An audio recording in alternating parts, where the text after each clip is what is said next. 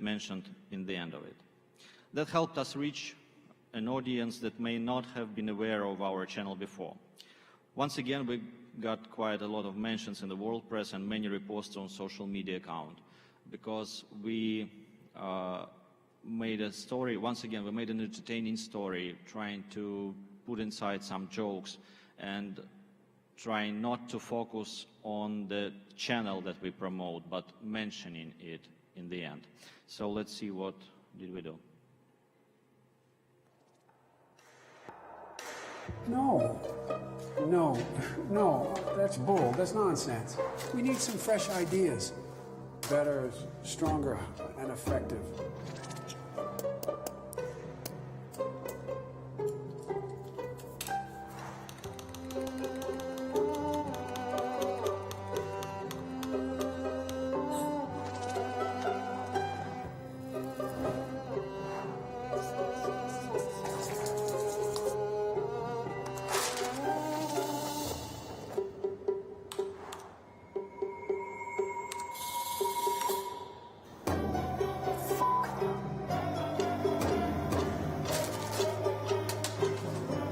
Oh, God, I'm so tired.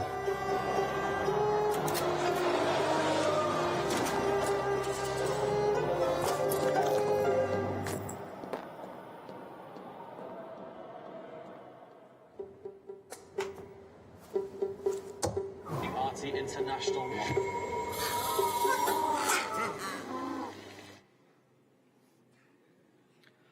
So it was the first video where we used voice cloning, something that neural networks have also learned how to do, and I want to mention some very important things about it. While it's true that our videos may appear controversial, I've always acted very responsibly when it comes to using AI, and I call on everyone to do the same. We've released over 5-6 deepfake videos, but each of them always opened with a disclaimer saying that that content is made with AI help and serves as a parody. However irreverent we may be, however much we may want to grab our viewers' attention, we must remain honest. Whatever new technology we may use for promoting our content, the principle remains unchanged. We must be honest. That's because we really respect our viewers. Thank you.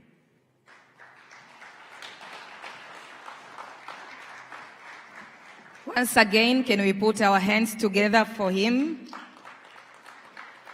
Thank you so much. I would also like to take this opportunity to remind you that we have translation services in 4 languages. Number 1 is English, channel number 1. Channel number 2 is Portuguese. Channel number 3 is Kiswahili. Channel number 4 is French. Please enjoy the services. I would now like to welcome Dr. Ayubu Rioba Chacha, who is the Director General of Tanzania Broadcasting Corporation, TBC, is going to present on dealing with fake news in the context of growing digital media in Africa. Karibu sana Dr. Ayub. Makofi tafadhali.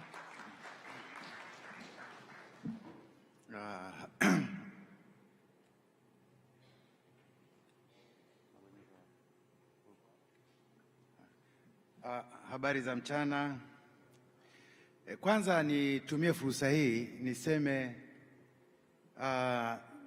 baadhi yetu sisi tunaofuatilia yanayoendelea Mashariki ya Kati tunatoa pole nyingi sana kwa waathirika wa matukio ya ugaidi pande zote, upande wa Israeli na upande wa Palestina, na tunafuatilia kuona ni jinsi gani ninachoenda kukizungumza hapa kinaendelea kuathiri maisha na taswira ya watu wa kule.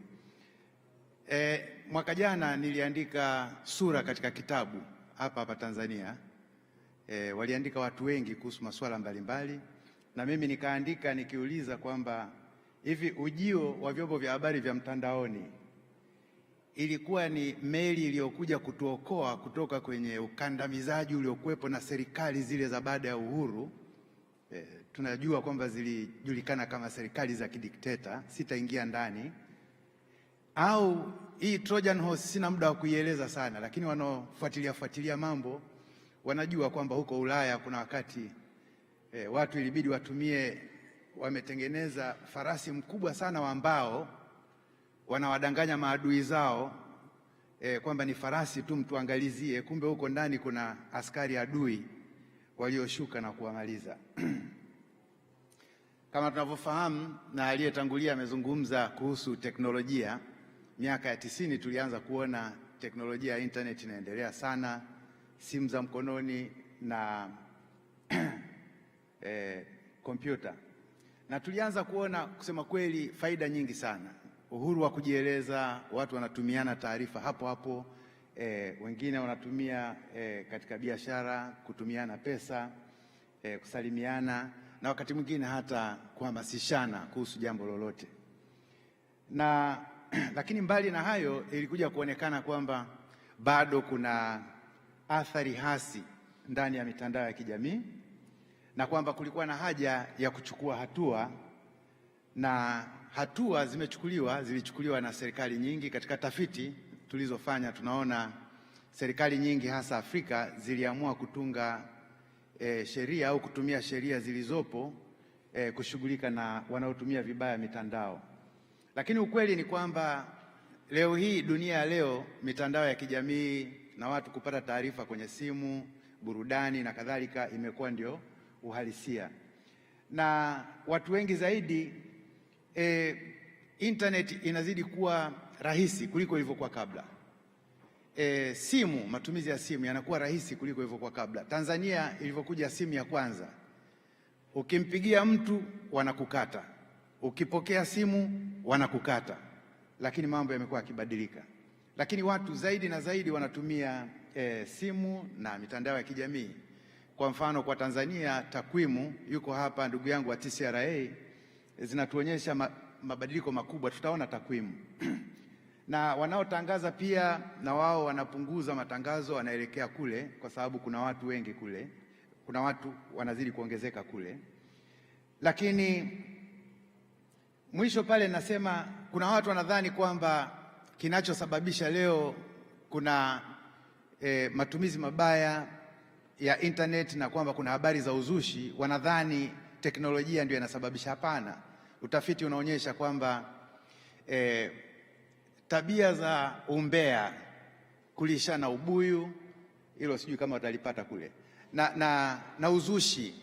Watu wanakaa vijiweni tu wanazusha uzushi, wanasambaza na wanaenda kulala nao kama vile wana taarifa sahihi. Hiyo ni tabia imekuwepo miaka mingi tu kabla ya teknolojia. Na hebu angalia, kuna utafiti ulifanyika katika nchi 47 za Afrika kutoka 2015 hadi 2020. Walikuwa wanaangalia makala au taarifa ambazo zinataja hiyo dhana ya fake news. Sasa angalia 2015 unakuta ni article 5 pale, lakini kufika 2000 zimeshafika article 100 kwa wiki.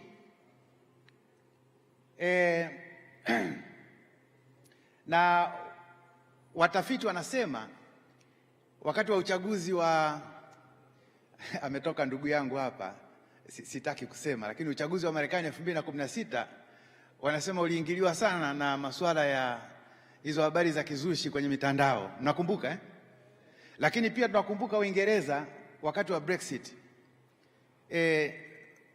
Kuna utani mmoja, alikuwepo ndugu yangu mmoja hapa wa BBC. Kuna utani mmoja ulikuwa unaendelea kule kwamba wamezungumza, walikuwa wanatumia hisia, wakazungumza kwa hisia, Brexit ya hatutoki, tutoke, na baadaye baada ya kuwa wameshapiga kura wakaja wakakaa. Sasa mtu na mkeo wanaulizana, hivi tulipigia nini? Mke wake anamwambia ndio tumeshatoka hivyo. Unasema nini? Ndio tumeshatoka hivyo. Kwa hiyo na yale mijadala ile ya Uingereza na yenyewe iliongeza sana. Lakini hata Afrika tunakumbuka wakati wa COVID tulipata uzushi mwingi sana. Ningekuwa na muda ningetoa mifano mingi sana.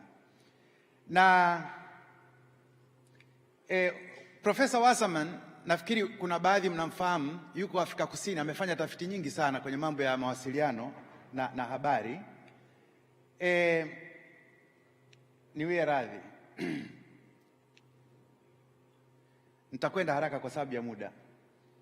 Anazungumzia kwamba kinachotokea kwa sababu ya hii teknolojia kuongezeka na watu wengi kuipata ni kuongezeka kwa hali ya juu kwa uchafuaji wa hali ya hewa unaotokana na uzushi, ubuyu, habari za chuki na maudhui mengine ambayo ni hatarishi. Kuna mifano tu mizuri hapa kuhusu jinsi habari za kizushi zilivyosababisha matatizo katika baadhi ya jamii, na wasomi wale wamekuja na mchango mzuri sana kwenye kujadili au kutoa tathmini ya haya masuala wameweka katika namna tatu. Ukitaka kuzungumzia upotoshaji, niseme upotoshaji, baada ya kusema fake news ambayo ni dhana nyembamba, niseme upotoshaji ambayo ni dhana pana. Uko katika namna tatu. Ya kwanza, misinformation kwa wazungu, sisi tunasema ni ile mimi nakupa habari za uongo bila kujua. Yaani sikujua kwamba hizi habari zina uongo na zinaweza zikawa na athari. Kwa hiyo najisambazia tu. Na kuna ile tabia kwamba umepata kitu fulani, unafurahi, unacheka, unasambaza bila kujua, bila kutarajia. Lakini disinformation ni pale unapoamua, unajiandaa, unatengeneza uzushi, unausambaza kwa sababu ya maslahi fulani. Lakini malinformation ni pale unapotoa taarifa za ukweli kabisa. Kweli kabisa. Baba yako jana usiku alikojoa kitandani. Ni kweli kabisa. Alafu wewe unatoka unaenda huko nje unawaambia tu majirani, hey, jana baba alikojoa kitandani. Na mfano mzuri ni huo anaosema kwamba zipo taarifa zingine ambazo unaweza ukakuta ni kuhusu siri fulani ya nchi au jambo ambalo si vema likatolewa sasa, huenda likatolewa baadaye, lakini mtu anaenda analishare tu. Tunaangalia kwamba tunapokuja kwenye hili la uzushi unapotosha uhalisia au ukweli, na inaweza ikaathiri taasisi kama wataalamu wanavyosema. Na kuna namna 11 ambazo upotoshaji huwa unatokea. Ya kwanza ndio kama hiyo, kwamba vitu ambavyo huna hakika navyo, na unapoishi wakati mwingine jamii zetu mara nyingi unaweza ukazungumza jambo hujafanya utafiti, huna hakika nalo, lakini madhari umelisikia kwa mtu mwingine na wewe ukaamini tu kwamba huenda ni kweli. Na kuna madai mengine ambayo unakuta ni uongo kabisa. Halafu kuna wengine ambao unakuta kuna picha au kuna video, lakini imewekwa maelezo tofauti kabisa, maelezo ambayo yanapotosha. Kuna pengine ambapo unakuta kuna kaukweli kidogo katika taarifa, lakini wamezidisha, yani wameongeza chumvi tunavyosema Kiswahili. Na kuna mengine ambayo kunakuwa na ukweli fulani kwenye hii taarifa, lakini ukweli ule unakuwa na upotoshaji katika namna nyingine ukiufuatilia kimantiki. Kuna mengine mengi, sitamaliza yote. Kuna ile ambayo unakuta wanafanya kama mizaha, lakini watu wanaichukua kama kweli. Rafiki yangu aliyetoka hapa sasa hivi ametuonyesha ile, unamwona Trump kabisa anazungumza. Unajua hata humu ndani wallahi tukipiga kura inawezekana 80% waliamini yule ni Trump. Au mnataka tupige kura? Naomba mgawe karatasi, tunapiga kura sasa hivi tuone wangapi waliamini yule ni Trump wa kweli. Sasa kuna imposter, kuna mtu anaweza akadai kwamba yeye ndio TTCL na anazungumza kuhusu jambo fulani, kumbe si sahihi, na mengine mengi kama tunavyoona. Mkipata muda mnaweza mkasoma. Hii haionyeshi vizuri sana, lakini inakuonyesha jinsi ambavyo umiliki wa simu umekuwa kwa kipindi kifupi. Lakini hii inaonekana vizuri, tumeitoa TCRA, Engineer Kisaka yuko pale. Angalia 2016 tu tulikuwa na kiasi gani cha watu wenye kuweza kupata internet, kufikia internet, na mwaka 2021 walishafika nusu ya Watanzania, milioni 61. Na ningewaletea takwimu za 2023, basi nafikiri tumesha kwenda mbali zaidi, na hii inatuambia kitu. Hizo ni takwimu za redio tulizonazo, za mtandaoni, televisheni, blogu na kadhalika na kadhalika. Na wadau mbalimbali wamejaribu kuchukua hatua mbalimbali katika kukabiliana na upotoshaji mitandaoni, na hapo tunaweza tukaona utafiti uliofanyika Afrika. Haya yote yanayoripoti hapa yamefanyika zaidi Afrika, na wataalamu wengi wao wakiwa hapa hapa Afrika. Tunaona kama vyombo vya habari vinaongoza katika wadau kushughulika na tatizo la upotoshaji. Tumeshaona hata katika vyombo vya habari hivi tunaviita hivi vya wahenga ambavyo vimekuwepo muda mrefu. Tumeona kabisa athari hizo, sio tu vya mtandaoni, lakini tunaona pia kuna asasi za kiraia, civil society. Sasa hapa unaweza ukashangaa kwa nini inaonekana kwamba government haionekani. Si kwamba government haijafanya kitu, na zenyewe pia zimechukua hatua kama nitakavyoonyesha hivi punde. Na watafiti zaidi wamebaini kwamba kulikuwa na harakati au kulikuwa na jitihada kama 79 takriban 80 za kushughulika na tatizo au changamoto ya upotoshaji, na zinatofautiana. Kuna wanaojaribu kufuatilia na kutazama, wanaotoa elimu, wanaotafiti au wanaochunguza. Kuna ile ya technical nitaizungumza mwishoni, na kuna kampeni na kadhalika na kadhalika. Ya saba ile ndio serikali zinazochukua hatua katika sera na sheria. Na tukiangalia mfano, huu ni mfano tu nimetoa kwa Tanzania, tulikuwa na sheria 2016 pale, tulikuwa na sheria ambazo zilionekana zimebana watu na baadaye wadau wakapiga kelele, lakini Rais Samia Suluhu Hassan alipoingia madarakani 2021 aliamua kulegeza, akasema anataka watu waendelee na blog zao na TV zao mtandaoni, gharama za license zikashuka. Kwa hiyo kwa maneno mengine alitaka kuwepo na uhuru zaidi.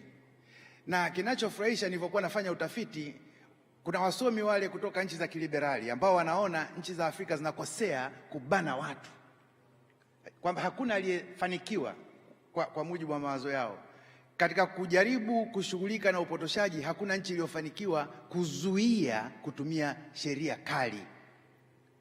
Kwa hiyo ni mfano mzuri sana Tanzania tumeujaribu, kwamba na sisi tumekuwa na sheria kali, tukaona hali ilivyokuwa, na sasa rais wa sasa amelegeza mambo. Tutaona itakavyokuwa, na baada ya miaka 5 tunaweza kufanya tathmini tuone ni namna gani tunaweza kushughulika na upotoshaji.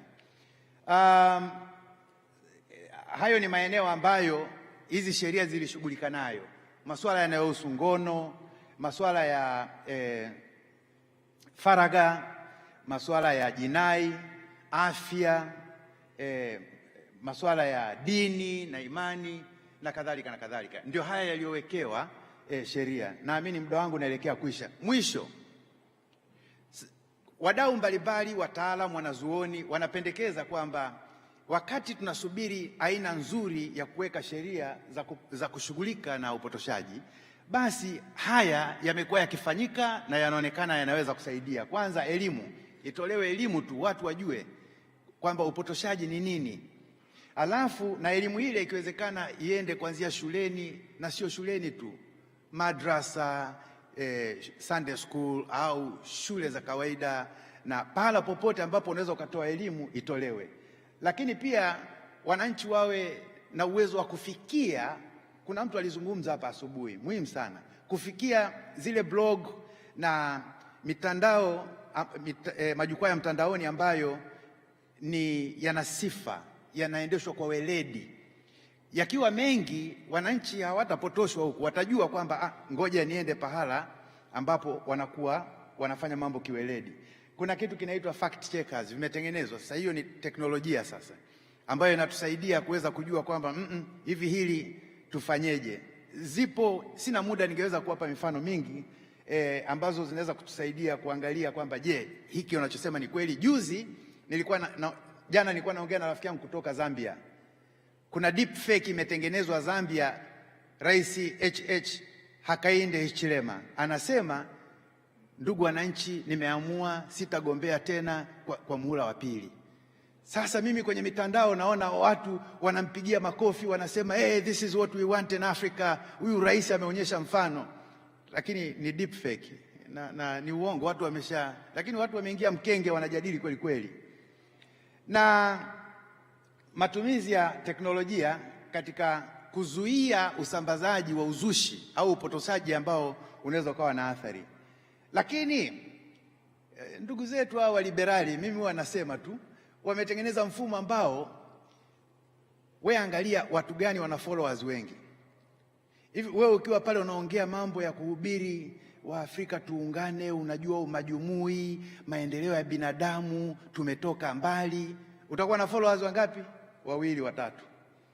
Lakini aje yule wa uzushi, upotoshaji, yale ngono na nini, na mnaelewa followers milioni 10.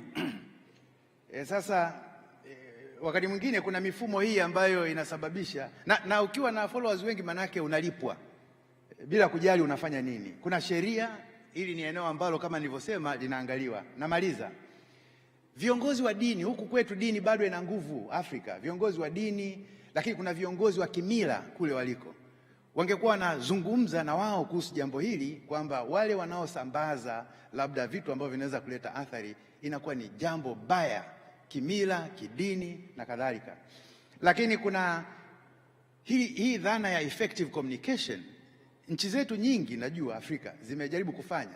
Zamani serikali za Afrika, kukitokea ajali pahala, watu 36 wamekufa, waziri tu anapiga simu kwenye chombo cha habari anasema kata 6 ya mwisho huku, tangaza 3, watatu ndio wamekufa. Lakini sasa hivi hali imebadilika sana. Wapo wasemaji serikalini ambao wanajitahidi kutoa taarifa. Ni mabadiliko makubwa. Kwa hiyo tukiwa na mfumo mzuri wa kutoa taarifa, uzushi hautapata umaarufu.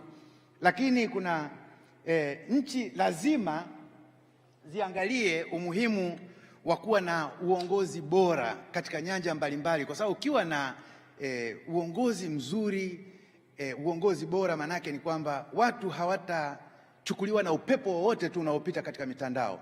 Lazima kama kuna jambo watasema tunakwenda kwenye vyanzo ambavyo tunaviamini ili tukapate taarifa.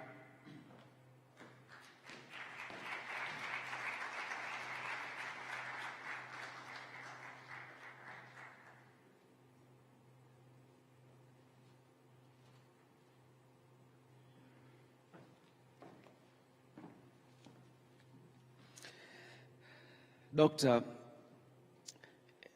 wewe unafuatilia vyanzo gani vya hakika vya habari, haswa ukizingatia salamu zako za awali kabisa kuhusiana na vita vya kigaidi vya pande zote mbili kama ulivyosema, ukisema ngoja nifuatilie sasa hivi taarifa sahihi, unaenda wapi?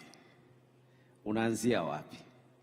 Na katika chombo chako, kwa sababu hakipo kule na hauna correspondence, habari unaziripoti kinamna gani? It's interesting to note pia vile vile. Tukupigie makofi. Let's put our hands together once again for that presentation. It feeds us well. Kakangu Benjamin, my brother, over to you again for the next panel discussion. And it feeds into kile ambacho tumetoka kusikiliza, what we've just listened to right now, dealing fake content and broadcasting integrity in the multi-platform digital ecosystem. Karibu sana. Thank you, my brother. Dr. Chacha, you know, in Rwanda, you said something. You said that when we come to Tanzania, when we come to Zanzibar, most of the proceedings that will take place, especially coming from people who are from this country, will be in Swahili. I said to myself, how are they going to carry it? How are they going to make sure that this is going to happen? And I watched a presentation for almost 25 minutes in Swahili. I deliberately did not put on my earphones because I want to see how it feels like. I understood everything you were saying, even if I didn't understand a word of your language. That is fantastic. Well done. Can we please give Dr. Chacha a round of applause, please? And I say this because, as Africans, one of the things that has been lacking is our language. And when we have kids, we send them to school.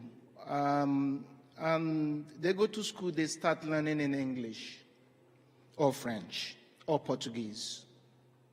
And I remember growing up, going to school and learning to speak English. And anytime I speak in my language in class, I get punished because I'm speaking in vernacular. Now, I'm being taught to speak, to maths, arithmetic in English language, but when I go to church on Sunday, there is a guy speaking in English, and then there is a guy next to him speaking in the language, Yoruba, that I understand, so that I can understand the Holy Scripture. And I said one day when I was growing up, why do we not do that in school, to teach our kids from when they were young in our local language? And I'm glad I understand that is the way it happens in this country.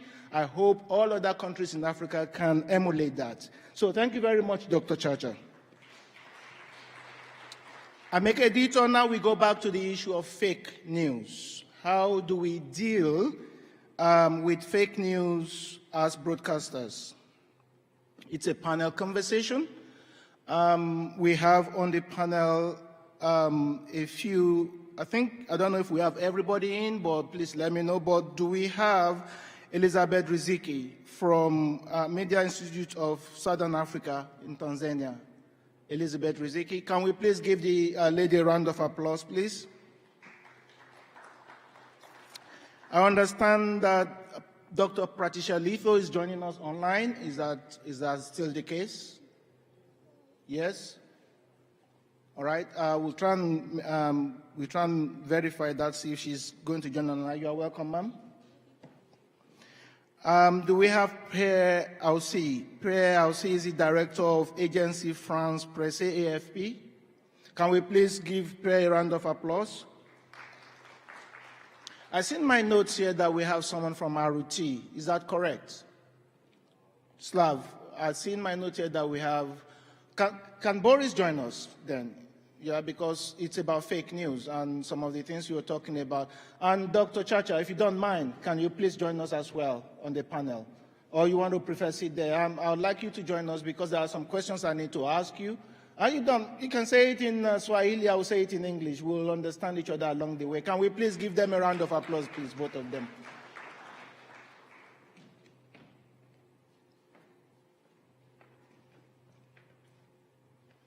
We all know what fake news is, ladies and gentlemen. That is not what is in question.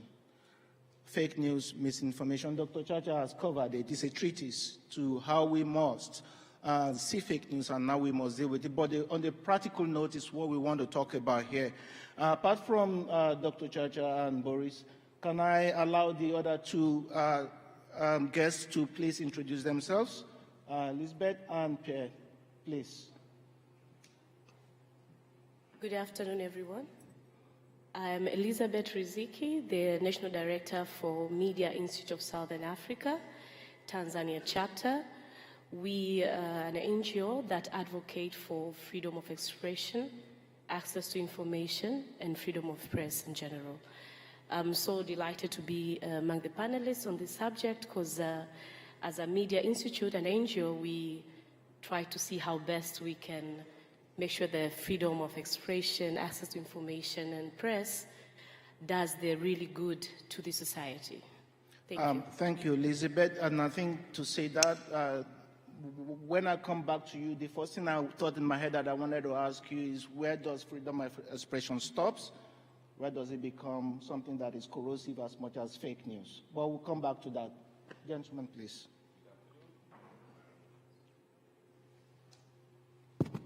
Good afternoon. I'm Pierre Ossaid, Regional Director for Agence France Presse in Africa. And I'm happy to be invited to that session to share our experience in fact-checking. AFP is nowadays a global leader in fact-checking, in debunking false information with 140 journalists around the world doing specifically this task. And 12 of them are based in Africa. 12 of our journalists are African journalists doing day-by-day debunking of false information. We also provide training for our proper newsroom, but for our newsroom around the world, free training to help newsroom to use digital tools to be able to debunk fake news, not only to do that, but also to find information, verify information, and be able to publish it once authentified on the media. Thank you for your attention. Thank you, Pierre. So let's get into it. So the first question I want to ask, or the first point I want to put to the table, I will go to Dr. Chacha because he's the last speaker that spoke, and that's got to do with the very important issue of regulation. Doctor, what is the position of, now, we know the position of regulator, but where is regulation right now? Sorry, okay. Thank you.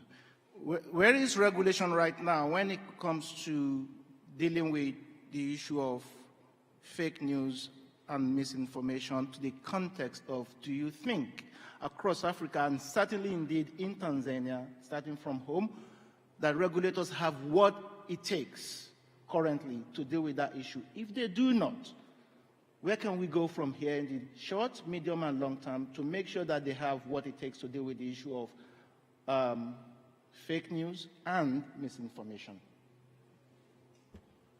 Asante sana Benjamin, umeuliza swali muhimu sana kwa sababu hili swala la upotoshaji wala sio swala linaathiri Afrika peke yake, linaathiri hadi nchi zilizoendelea, na hasa kwenye mataifa. Kwa mfano nitakwambia kitu kimoja. Ukiangalia kwa mfano tokea kumekuwa na vita kati ya Urusi na Ukraine, unaona kabisa kwamba kuna pande nyingi ambazo ukisoma vitu unashangaa ni jinsi gani tunaweza tukadanganywa katika dunia ya leo. Kuna upotoshaji mwingi sana. Sasa kwa Afrika kumekuwa na upotoshaji, sikuwa na muda tu, lakini hiyo sura imebeba vitu vingi sana sikuvizungumza. Kumekuwa na maeneo katika nchi yetu ambayo upotoshaji ule ulisababisha hadi kuna maeneo watu wakapigana kabisa. Au aina fulani ya uchochezi, watu wakapigana kabisa. Ningeweza kuwapa mifano, na hasa nyakati za chaguzi kwa hapa Afrika ndio vyama vinavyokuwa vinashindana vinatumia sana upotoshaji na kutunga uongo wa kudhalilisha upande mwingine na kufikia hatua ambayo kusema kweli unaweza ukasababisha machafuko. Sasa kama ulivyouliza Benjamin, mataifa yetu yalijaribu kuchukua hatua mbalimbali kutaka kuweka sheria, na kuna mambo mawili. Ni kweli kabisa yaliweka sheria. Kwa mfano sisi 2016 ni kama tulikaza kweli sheria na kanuni za mitandaoni kujaribu kucontrol. Sasa wale wasomi wa kiliberali, wale wanazuoni wale, wanasema hapana, control haijawahi kusaidia. Huwezi kutunga sheria, acha kuwe na uhuru. Lakini sisi tuna ushahidi, uhuru unaweza ukafanya nini? Huu uhuru tunaodhani kwamba uhuru tu. Nitatoa mfano, jirani zetu Rwanda mwaka 94. Yametokea mambo ambayo vyombo vya habari vilihusika, na vilikuwa ni magazeti, redio. Hivi na leo ukasema Rwanda sasa kwamba uhuru tu, watu wazungumze tu. Kuna maeneo ambayo Afrika unaona dhahiri kwamba kuna athari. Lakini bado kuna ushahidi kwamba hata hizi sheria unazotunga ngumu, kali na nini, unawezaje kudhibiti? Itakuwa sasa ni yani kijana ametokea mdogo tu, wala hata hajui, anaandika jambo baya sana kuhusu nchi au kuhusu viongozi, au anazusha jambo baya kabisa katika nchi. Kijana mdogo tu. Alikuwa anazungumza waziri wetu Nape siku moja. Unaenda wanamchukua yule kijana, wanamuuliza, na wewe kwa nini ulifanya vile? Anatetemeka tu, anasema mimi sikujua. Hakujua kabisa. Ndio maana tunasema moja, zile njia zingine, kwa mfano elimu, kuwafundisha wale watu, inasaidia zaidi kuliko kuweka sheria ngumu. Na kwa maana nyingine kwamba Rais Samia yuko sahihi kusema tusibane sana watu. Nitakupa mfano. Wakati ule wa awamu ya 5 ambapo kulikuwa na sheria kali na kanuni kali sana, atakuja mtu wa TCRA atazungumza. Angalia takwimu niliziweka pale. Watu wangapi walikamatwa? Unakuta mwaka mzima wamekamatwa 14. Lakini angalia watu waliohusika na mambo ya uzushi, ama kuuweka kule, kuupandisha au kuusambaza. Hivi ukisema ukamate kila mtu anayesambaza au kutupa uzushi, na vijana wa sasa hivi watakuchezea akili tu. Watafuadiana, watasema bana ikifika saa 6 tumwage upupu. Wanakuja wanamwaga upupu, utakamata wangapi? Kwa hiyo ipo haja ya kuangalia namna bora, na watafiti wanavyoendelea kutafiti wanatusaidia kujua asili ya tatizo, chanzo cha tatizo, muktadha wa matatizo. Hata tunapokwenda kutunga sheria, nafikiri tutakuja kutunga sheria bora zinazotokana na utafiti. Thank you. Fantastic. Now, Elizabeth, what's funny? Oga, you need to stop spreading fake news. Sorry, Elizabeth, I come to you.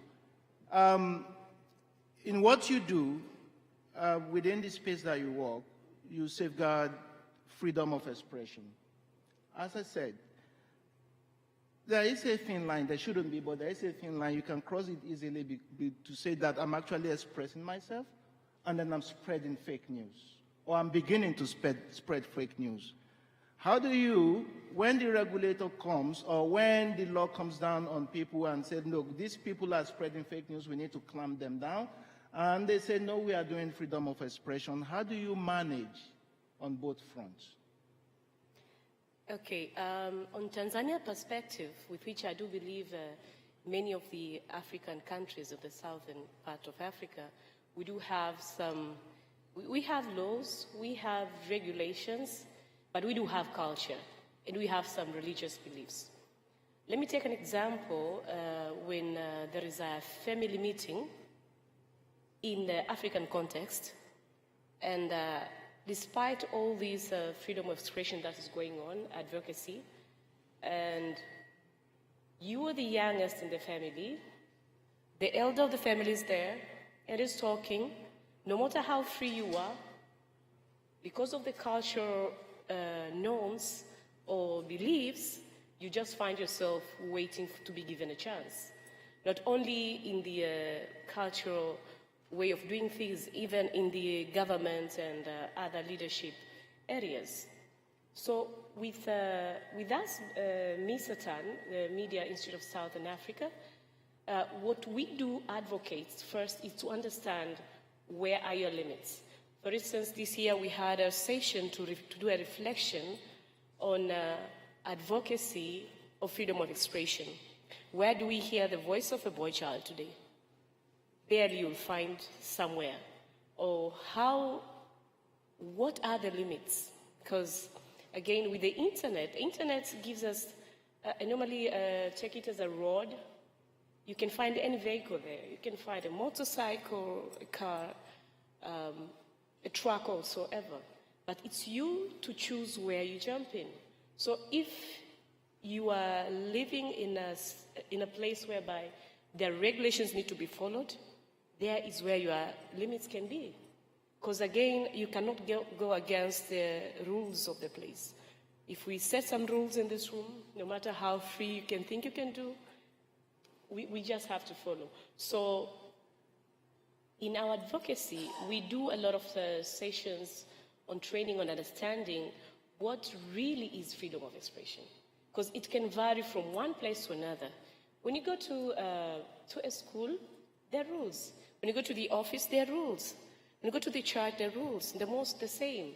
So you cannot just do anything in the mosque or in the church just because you're free. You can pay the consequences. So there is a big, we see there is a big space that needs collaborations between the regulators, CSOs, media practitioners, and broadcasters to ensure that there is a clear understanding of what exactly is freedom of expression. It can differ from one place to another. Absolutely. And we need to know how we manage that. That is very well put. There are two issues that came out of Dr. Chacha's presentation, to my mind. One of them deals with how the global online platforms needs to change their business models. So that can help to fight against fake news. And the other one, which is also important, is how we deals with the issue of fact-checking. I'm going to come to Pierre just now, but before that, I want to ask our leaders in the audience, if you are currently running a broadcasting organization or a media organization, be it public, private, or in between, past and present, can you please Just by show of hands, I want to see how many of us are currently in this room. Currently running a I've run a broadcasting organization, past, present, public, private. Please, show of hands. I will tell you why I'm asking you to show your hands just now. Please, can we show our hands, please, so people can see? All right. Okay. So there is a fair few of us in this room. How many of us currently have a dedicated team that does fact-checking of our content? 1, 2, 3. So I have about 15 people raise their hands. Doctor, I have only 3 people that currently have a dedicated team that does fact-checking. The reason why that is important is because I want to go to peer. You guys, you said that you are currently a leader with fact-checking. When you see that kind of response, what do you think, and how do you think it can be improved? Well, I understand perfectly, because everybody knows it is important to fight fact-checking, okay? But employing new journalists just to do so implies extra money to pay salaries, and it is hard to find a business model on that. You are corporate companies or state companies, so that's a first difficulty. But I would say that the most important thing about fact-checking is that it is not just about debunking fake news and to make or not a business model out of it. Fact-checking fact-checking is journalism from the very beginning. You know, in the past, we listened rumors and we would verify the rumors, and the false rumors we would just put them to the dustbin. Nowadays, it is impossible just to do so, because everybody can be a journalist with his smartphone and spray good information or misinformation or fake information on purpose. So, and the thing with fake news, it turns normally more viral than the actual true information, because it tends to be more spectacular and more striking. Okay. But what I would like to say is that the important thing is maybe not consider to have teams of journalists specialized in debunking fake news to publish articles to show that that was published in the social media is wrong or right. The most important thing is to integrate in our minds, in our newsrooms, skills to do digital investigation, to be able to authentify good or fake information, because the first responsible for not spreading fake news are ourselves, journalists. So there are modern digital tools. I give you an example, because you are here broadcasters. If somebody in the newsroom sees something on Twitter that says that there was a tremendous train accident in a remote part of the country between 2 cities, and you see images of this accident that are sent by somebody on Twitter, what shall you do? You have one option: say everything on the social media is rubbish, so it's not true, okay? Or I will send a team there to make sure that it is true, and I do my own footage, and then I put that on there. But you may lose 3-4 hours, when sometimes that accident train happened, and there are modern tools now that you can use to make sure that to do a geolocalization search on the area to see if other people are tweeting about the same story. You can, through this way, enter into contact with verify if the image was taken yesterday at the time the people say, or 10 years ago in another country. There are many tools to do that, and it's very easy. I mean, if you have Google, you have access to those tools, and I think any journalist now in a modern newsroom should be able to use them, because it can be also a source of information. You know, when a breaking news happens, normally nowadays the first images are not taken by televisions. They are taken neither by televisions, neither by press agencies like ours. They are taken by citizens in the street. So, and many times these footage are valuable, provided we check that they are true, that they are not taken out of context, etc. So if we train our people to do so, they are able to to separate what is fake and what is true and valuable, and that may be used by your own newsroom to be faster and accurate on the breaking news. And that's why I was saying that we provide those trainings. We did 10 modules of trainings from basic to advanced, and we deliver that for free. We trained 10,000 journalists around the world last year through a partnership we have with Google Initiative. You do this training for broadcasters and journalists? If the people in the room are interested, I just send them a link, okay? And they send them to the journalist or to students in journalism, 10 modules. To go through each module, you spend 45, 50 minutes, training, and you get the skill. It's a video training, very comprehensive, and normally you can get through it alone without any help. If you are interested, people here in the room, we can also organize sessions with a group of journalists of yours and detach and send to you one of our fact-checker journalists to help them going through the because modules. we were also talking about this in Kigali and to set up some workshop in this area. I'm sure, Cecil, I'm sure we shall have more conversation with the AFP guys to see that training, because the training is crucial.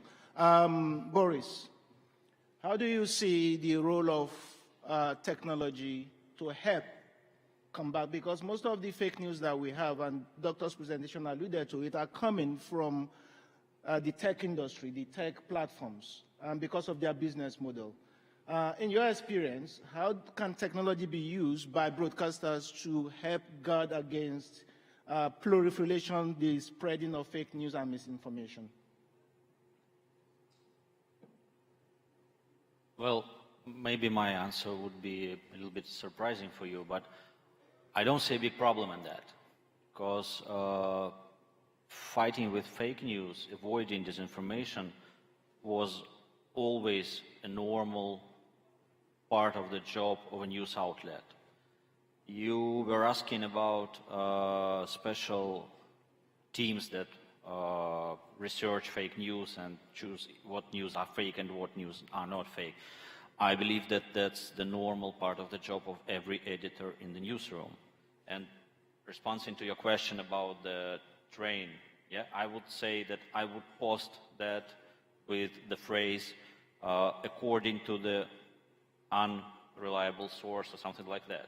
Because yes, as in newsrooms, we will always lose to social media, where you just make a photo and post it.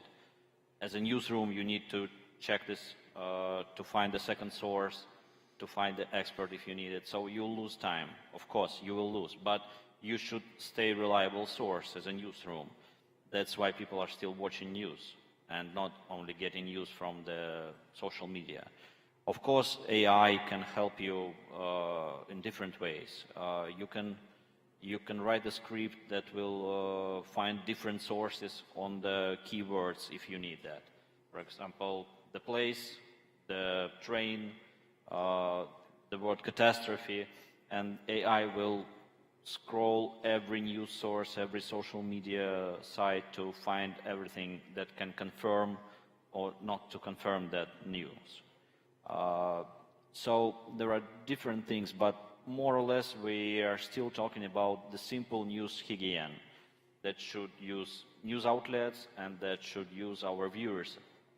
But when you were talking about Russia-Ukraine conflict, for example, here we are talking not about the fake news, we are talking about different perspectives also, because many news sources where you get the info about that conflict are part of the conflict.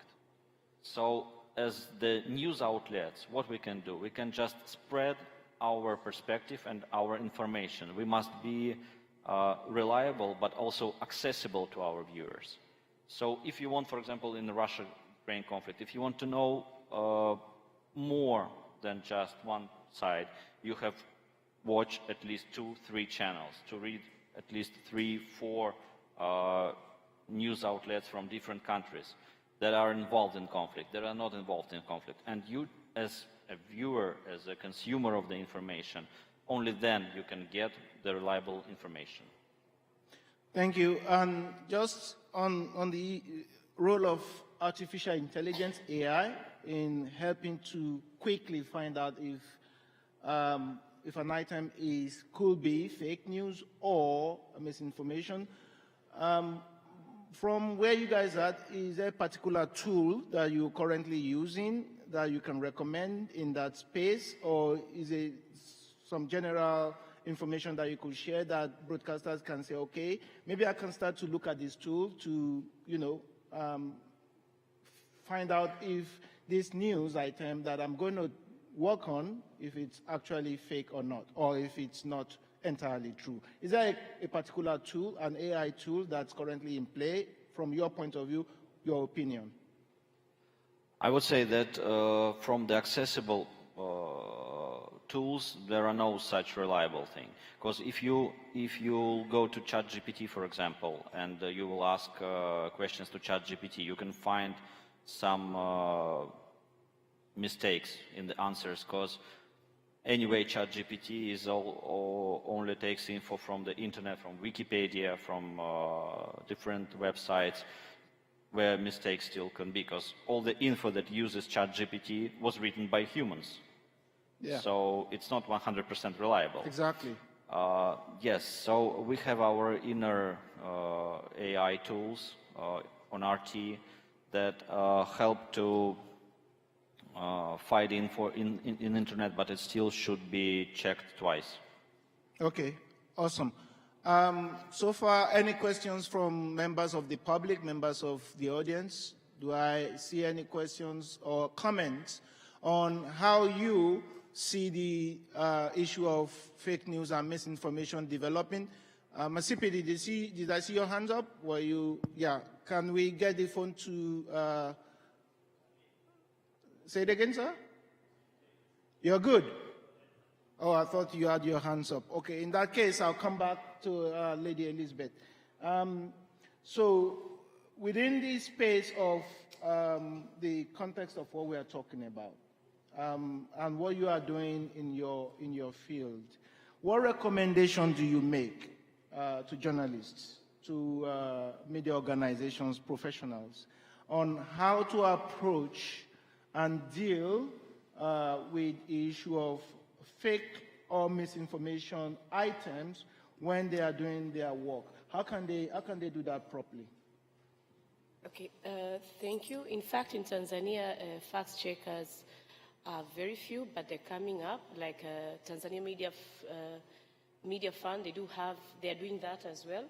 And there is a media organization called Jamii Forum is doing that also. So during the trainings that we host,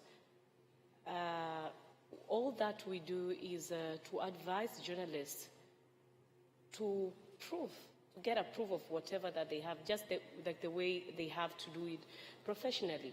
But the challenge comes, with nowadays there are these people called citizen journalists. I don't know who came up with that name, because the profession is really, really in bad shape with that name, because somebody calls himself, I'm a citizen journalist, and shares anything that is not ethical. And it happens that the ones who are doing it ethically, they tend to look like they're slower to share the information. And at some point, they look like they're old-fashioned. So despite of that, with the journalists that we work with, because we work with professions, and we're still looking forward to get to the citizen journalists, is that keep it professional, keep it ethical, make sure that you can defend it at the end of the day. Because with the regulations that we have in Tanzania, it will definitely come back to you. But I would like to call for the regulators. No, they're here. We need to do something about citizen journalists, because it brings a total confusion on how you can separate a really journalist who is ethical and the citizen journalist who is just behind the internet. Well, how do you go about, sorry, Lizzie, how do you go about regulating a citizen journalist? It's a tough one, I know. Yeah, it's a tough one, but it's something that can be done. Take a look at the airspace. Take a look at the the ocean, even the roads, you can't even just the drive roads. cars anyhow, right? Yeah. But there are some regulations that will abide all of us to use the road accordingly. Just imagine if there were no traffic regulations on the road, what would happen? Some people would be just racing. Some people will just decide to stop by somewhere. But we cannot say we cannot regulate because the road ends nowhere, perhaps I know. So with the internet itself, the good thing is all these things start from certain area, and to our advantage or disadvantage, it comes to us somehow a little bit late. That means we have something to learn from others. And having said that, we need to do a lot of training and educating the society on the effects of fake news, on the effect of malinformation, misinformation. Because one day, your son, your daughter, your grandchild will come to something that you just don't know how did it happen. So people need to understand that. For instance, the presentation that have been shared with the colleagues here today, I'm sure some of us, like Dr. Ayub said, some were convinced that was Trump. But what do we do about it? Our fellows have gone a step ahead. Like I'm sure you have a number of fact-checking companies or fact-checking centers in your countries. But here, in this room itself, we had only 3 who raised hands. And in Tanzania, the ones I know that so much reliable, the 2, and others are coming. So it's high time that we learn from those who have been there, who are fighting it, to make sure that there is regulation. There's a difference between regulation and controlling, with which sometimes I think there is a very thin layer between the two, and there is where we are missing it. If we control it, that means we are jeopardizing expression. I wanted to oppose really quickly. Sorry, say that again? I wanted to oppose really quickly about the citizen journalism and the regulation things. All right, go ahead. You were talking about regulating citizen journalism, but normally citizen journalists do not have their own platforms as we do, as in news outlets. So all the info that they post on social media, right? Facebook, Twitter, YouTube. All that companies have more regulation things that I believe have any government. And there's other side of that thing, what you're talking about, because there are some people sitting in different country that regulate what I want to write in Twitter, or what I want to post in YouTube. And who are they to regulate me as a citizen journalist? Very good question. Very good. So, yes, I'll come. Can we give the mic to Dr. Similo, please? Benjamin Similo, the mic.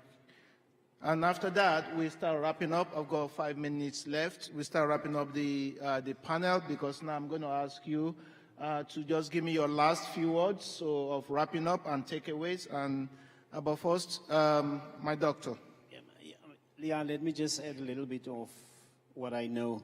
You know, a newsroom setup is very dangerous, because in any broadcaster, that's where you actually get sued because of stories that are not aligned. And many of you know.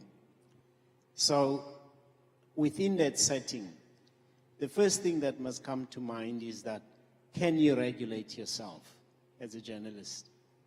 And in most cases, that's normally the call that is out there, is that do self-regulation. Because if you don't, a couple of things will happen. You will publish stories that are not true, and people will lose interest in you, and you will have no one to report to. Those that will follow you would be mostly those that like fake news, because there are also people, by the way, Benjamin, who strive on fake news, and in fact, there are people who make money out of that as well. True. Now, as organizations that are credible, your newsroom must take pride in the profession called journalism. If a story breaks, it doesn't matter how much of a zeal you have to break it, you will have to make sure that it is real. Because if you don't, the reality is that you're going to pay a very, very high price on two fronts. One, you will lose credibility, and the second one is the possibility that someone might sue you and you may have to pay money. In the case of the NBC, we have offices outside the capital city as well. But deliberately so, our newsroom is centralized for one simple reason. We don't want the same story that is on NBC to have different meanings in terms of where we are. Remember, when I write as a person, we sometimes tend to put in our own feelings. So if that element is not properly coordinated from a professional perspective, you may have the same organization talking about the same issue, but very, very, very differently. True. Thank you. True, thank you. Thank you very much. So I want to come back to you guys, panelists, and what I want you to do for me is just to wrap up and contextualize things and give us your quick takeaways. I will start with the lady, then we'll go to Pierre, and then we'll go to Boris, and I would like our host to finish and wrap everything up for me. Please, ma'am. The takeaway is it's high time that we collaborate together, because despite of personal taking care of what I have to share, how I share when I share, it needs togetherness. We need the broadcasting companies, the media companies, CSOs, regulators to work hard on ensuring that people are educated on the effects of misinformation, but also on how best they can use the internet to get information, and most importantly, fact checkers. It's high time that you work with CSOs, you work with broadcasters to ensure that you make business, definitely, and we have some good news. Thank you. Thank you. AFP? I agree 100% to just said my colleague, and I don't know what to add really, but she made very important points. I mean, being a professional, ethical, factual. Fact-checking is about cross-checking facts, not opinion, not judging opinions, not judging religions, okay? Facts matter first. Then Absolutely. after facts, we can have a discussion. But 2 + 2 = 4. If we don't agree on that, we can't have a reasonable conversation about nothing. Yeah. Then we can argue about is 4 big or little, and we can have many discussions and democratic discussions about that. That's fair enough.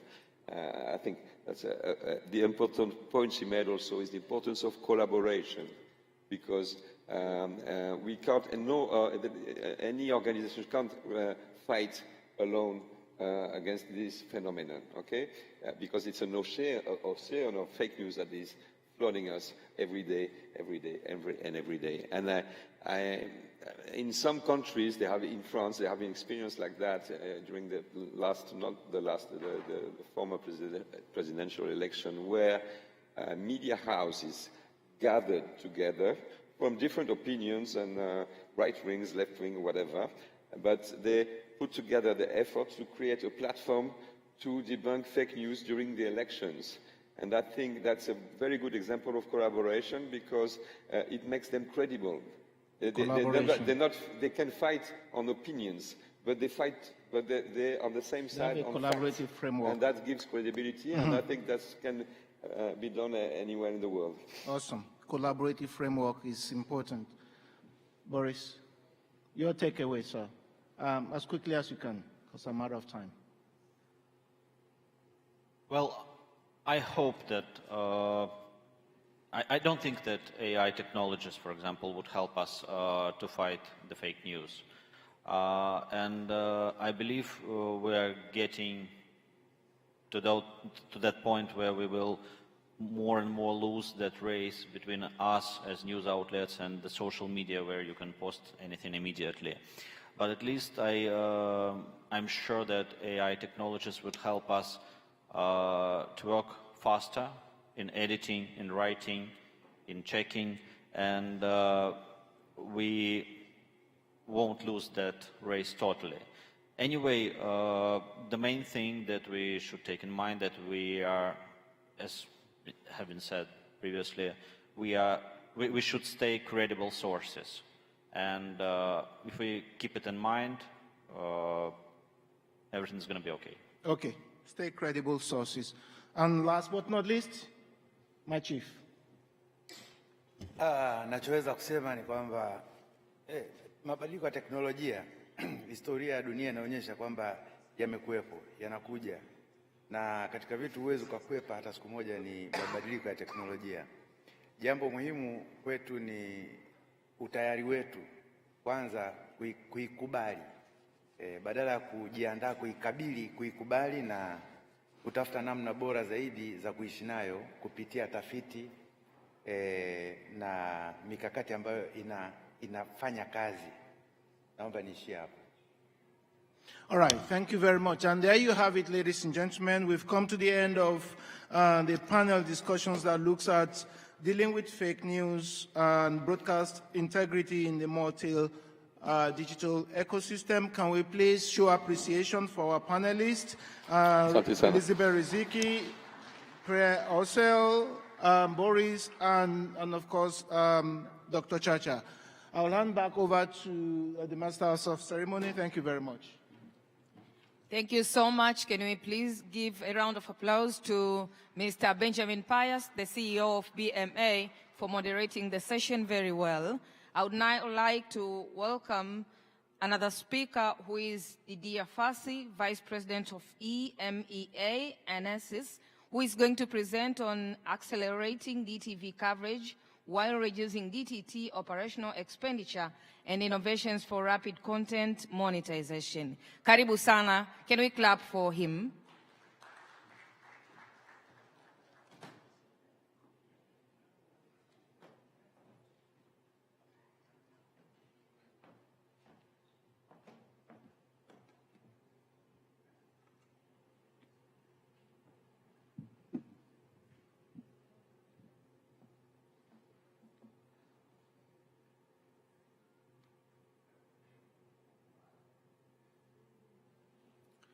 Can you start the presentation? Or connect, yeah. Yeah? Yes. It's here?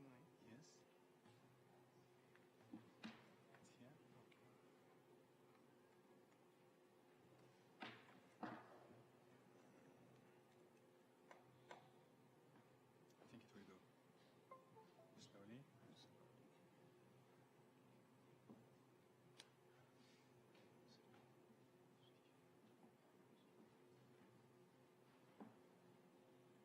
Okay, Jumbo everyone, good afternoon. So my name is Didier Fancy. I'm a VP Sales, EMEA and CIS region for NNSS. We are celebrating our 20 years of operation this year, and we are working quite a lot in Africa and in more particularly in Southern Africa. So I'm quite happy to be there. Thank you also for being there. So today I will present two different topics. So how to accelerate DTV coverage and how to gain new revenue with linear TV and in a rapid approach.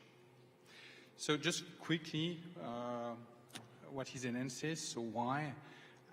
We see that our customer, and you mentioned that they are dealing with technologies that are changing fast. We talk about streaming, but also migration to IP. The usage also are moving quite fast. So we are a technology company. We design and we develop solutions to support our customer to provide efficient media delivery, meaning to deliver better TV, radio, better media with a reduced cost and on any network and for everyone. So we have two different brands. One is NNSys. NNSys is inventing solution for providing efficient media delivery over any type of infrastructure, and Test3 is providing 24/7 monitoring solution throughout a delivery chain. What is our value proposition? So we help our customer to monetize, to optimize, first, to optimize their assets. So in order to increase their network capacity and performance. And also you see that the cost of energy is increasing. So we are working hard to see how we can help our customer to reduce their operational expenditure when it comes to energy consumption. We also help our customer to secure business continuity by providing redundancy solution that allows to increase the availability of the signal. And also we provide 24/7 monitoring solution along the video delivery chain in order to improve the quality of service, improve the quality of experience, and as such reduce the churn. I guess you would be interested by this part. So within the linear and also the non-linear, we help our customer to better monetize their assets, either on the DTT network to have possibility to generate regional, local targeted advertisement, as the OTT world is doing, but also generate additional revenue in domestic and international market where your content is also distributed. So for doing so, we provide components that are either software, hardware, cloud-based that goes inside the network infrastructure. And in order to make this optimization, we need also to be inside at the very end of the network, which means inside the TV, inside the set-top box, inside the tablets, to have this whole efficiency over the delivery chain. Our common DNA for product is we want to provide the maximum performance for our customers, so we have that all the time in mind, cutting edge product. We want to continue to innovate and provide unique feature. Most of them are international patented. And that's very important. That's our route to provide easy to use product so that you don't need to read too many manuals to understand how to use it for a fast learning curve for our customer. Just at a glance, I will not say, give all the numbers, but I mean, through Enensys equipment, there are more than 1.5 billion of people who are watching TVs. As an example, you see in various areas, so we are providing, there are today 20,000 of DTT exciters that are used around the world, 7,000 monitoring probe. But maybe the one that I want to mention, I feel the most important and which is fastly growing, is we are enabling the replacement of advertisement for 5.5 million new advertisement per year. And this is on linear TV. So when it comes to sub-Saharan Africa, so I was mentioning that for us it's an important region. So we are working with local signal distributors and broadcasters, and we are also working providing let's say the equipment that enable regional delivery for a company such as MultiChoice, Canal Plus, and StarTime. We address several ecosystems. So obviously, I will discuss a bit today more on the terrestrial part, but and the targeted advertising ecosystem. But we are also working with Eutelsat, for example, on enabling OTT over satellite or OTT over terrestrial network. We are working also in the satellite space, providing solution for video, but also for IP. And this one is another ecosystem. It's not linked to the video, even though this is the critical communication. It's how to leverage on broadcast technology for a critical communication to replace, let's say, old technology there. So my first topic is how to accelerate DTV and enable regional content while lowering the cost of deployment and operation. So I will present, our solution is called OneBeam. This is based on the DVB standards, which is called DVB Single Illumination System. So a way, to accelerate and reduce the cost is obviously using DVB single elimination. I will come back later on this. Using single frequency network, I'm still seeing a lot actually places where SFN is not used because I'm hearing that it's too complex. But I really think that SFN is a must, and it's not too complex. It just requires some tuning at the beginning. Use the automation, the automated also 24/7 monitoring in order to reduce the downtime, which is costly, so to increase the service availability, and also to increase the quality, because in linear, quality is something which is attracting people, and this is still the truth when we compare to OTT streaming. So having let's say some factual way to monitor the quality is important. Just one word about single frequency network. So this is, I think it's something which is really a must, because it provides spectrum efficiency. So you see that the 800 megahertz is removed almost everywhere. Now we are talking about 700 megahertz in Europe, even 600 megahertz in US. So it won't be a choice. And if we want to deliver more channel with higher quality in a lower spectrum, there is no other possibility than using single frequency networks. This is also cost saving, because obviously then the cost of the license will decrease. And this is also to meet the regulator objective for optimal spectrum usage. And the beauty of it is that it's improving the performance. So it allows to have a better radio frequency coverage, especially in the urban area. In the area where there are overlap, so there is what we call the SFN gain, which is allowing a better reception. And it is future-proof. So it provides more flexibility, and it allows also to broadcast towards portable and mobile devices. So I will not go into the detail for this slide. Just seeing green, that's the equipment that we are providing into the terrestrial market. So basically we are just after the encoder throughout the whole delivery chain up to the transmitter sites. So here I have, so I want to come on this one beam solution, so which is basically to share satellite capacity for DTT services and DTH distribution. And I have a video that I would like you to launch, please.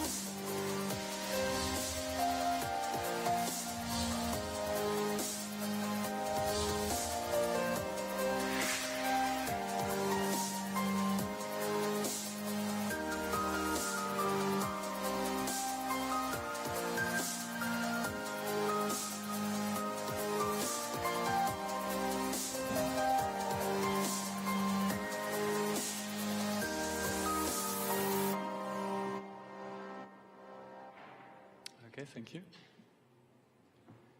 If you can come back on the presentation.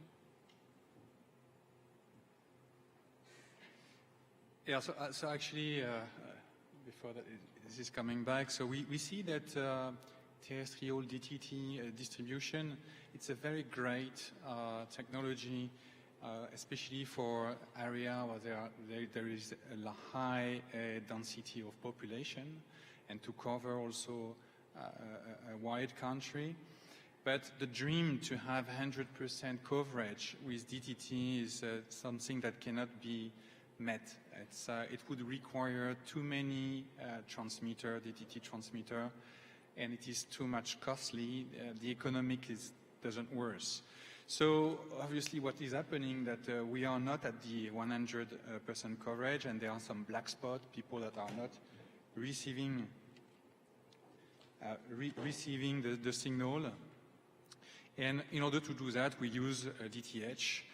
So then we are happy, we have 100% of the coverage, but we are paying double time the satellite uplink. So with one beam, we can do it only in one single uplink. So we are saving money, and it's completely transparent to the DTH set-top box.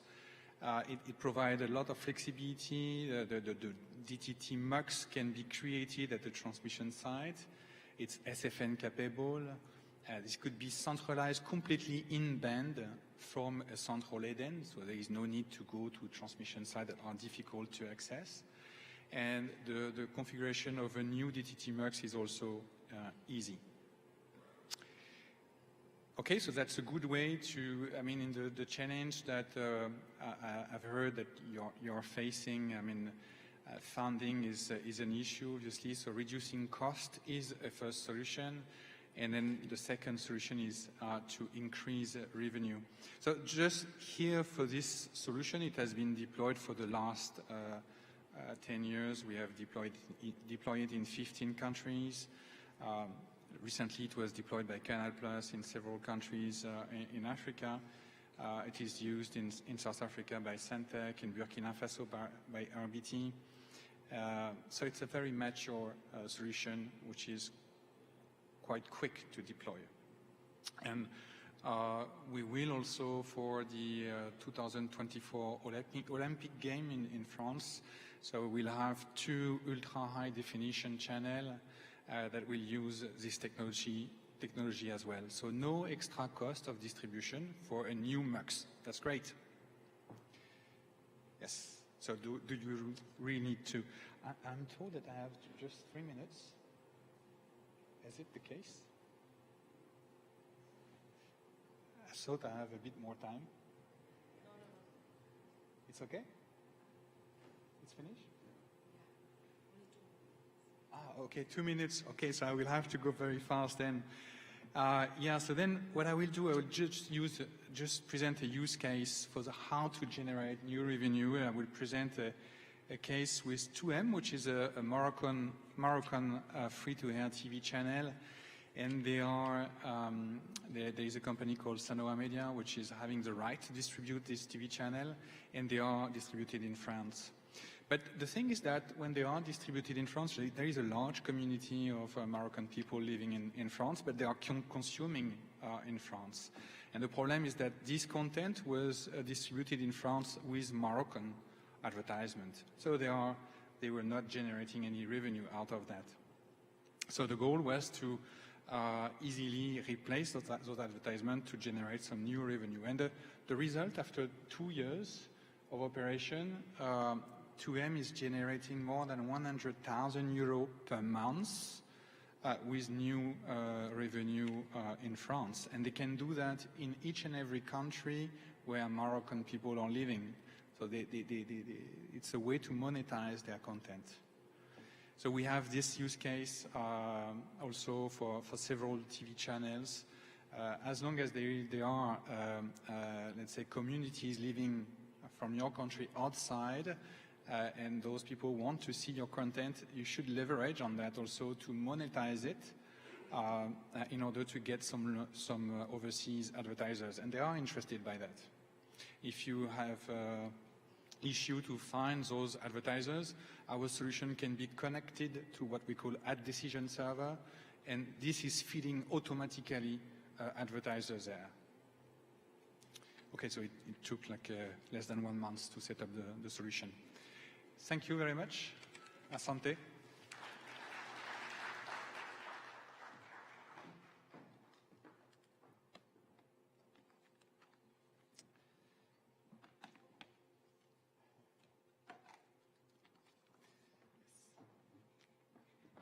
Thank you so much. I love the way he said asante. He's learning Swahili so fast. Round of applause to him once again. I hope by the one evening you'll have time to go to Forodhani, you'll learn more Swahili words. Now I would like to welcome Cecil Nguvauva, who is the Secretary General of Saba, to moderate the panel, which is coming just in few seconds. Karibu, Cecil. I know you know Swahili words. You have been here for quite a number of days. Can you please put hands together for him? Karibu. Asante sana. Wow, very nice. You see? I'm home. A very good afternoon to everyone. I see my sister from the other side of the continent is also smiling. I do not know whether it is because I'm on the podium here, or whether it is we are going to discuss a topic that is very closer to her heart. I don't know. But I see we have a full hall, and that is very encouraging, that the topics and issues about and around media has become so important to all of us. The advancement of media on the continent has taken center stages also, it appears. And I think it is time we tell our governments that they should actually start investing more sensibly in this industry as the fourth pillar of whatever is happening in our lives. A very good afternoon to everyone. I'm Cecil Ngubova, as I was introduced. I work for the company called the Namibian Broadcasting Corporation. I'm currently heading the secretariat of an institution called Saba, which is an institution of all the public service broadcasters. Public service broadcasters in Southern Africa. So it's an honor for me to be here and to share some ideas, I think, but this afternoon more the questions with a number of people that I will be calling to the podium up here to join us discussing something that is very new, fairly newer than my age, I guess, a little bit younger than what I think and what the introduction has actually been to media in the time I studied media. Now, without wasting much time, because we are actually for the first time, we are actually being time checked as well. Not only fact checked, but also time checked at this event. I really want to invite a couple of colleagues within this region to discuss this critical and topical issue. The issue that we are going to discuss is not fake news. It is not about whether public service broadcasters are important or not, and whatever they're doing is rightfully so, but what is AI actually helping us to do what we're supposed to be doing? To discuss this topic is with us this afternoon is Alberto Botelho, a young fellow but gifted and skilled from the country called Angola, the Republic of Angola. Alberto, may I please invite you here to the podium. Allow me to also invite Mr. Masipi Matebane from OpenView. He lives in South Africa. And he is as a young executive, I think he has so much knowledge, about this topic. He will tell us a little bit more about what we do not know about artificial intelligence. Let me also invite Didier Fassi again to the podium. He just delivered a very breathtaking and very... Didier, have you run out of the hall? Maybe he's refreshing somewhere quickly, taking a coffee and something. Please, when you see him entering the building, remind him that he's supposed to come up here and to discuss, some few things. And we also have a colleague, Omar Isak, online. Omar, are you online? Are you with us? Can we have feedback? Yes. Omar. I'm here. Oh. I'm here. Oh, you look good. You look Thank very you. relaxed, but you're missing something nice, and that is Zanzibar. We are home here. My president actually told me this morning that we are home. All right. Now, I have two gentlemen. Unfortunately, I do not have a lady on the panel. My sincere apologies. Apparently, it is a topic that ladies are not so much interested into. I don't know. Could be fake news. I don't know. But that is actually what I picked up, from not at all. Okay. The majority say no, not at all. It's a very, it's a good topic that is closer to their hearts. We take it that it is, what I heard was actually fake news. And the fact check was verified. It's not true. Now, Matsipi, tell us who you are. Briefly. Hello. Yeah. I'm Matsipi Matebane. I've worked for eMedia, which has got interest in radio, TV, satellite platform, which I head up, which is called OpenView. And then we've got an OTT service called eVote, which we launched about a year ago. And this year we've also launched a pay platform into the group. And also we have a entertainment hub, a content creation hub, which we do out of Cape Town and Johannesburg. Just a little bit about OpenView. OpenView has a satellite platform that is having 20 channels, most of them in HD.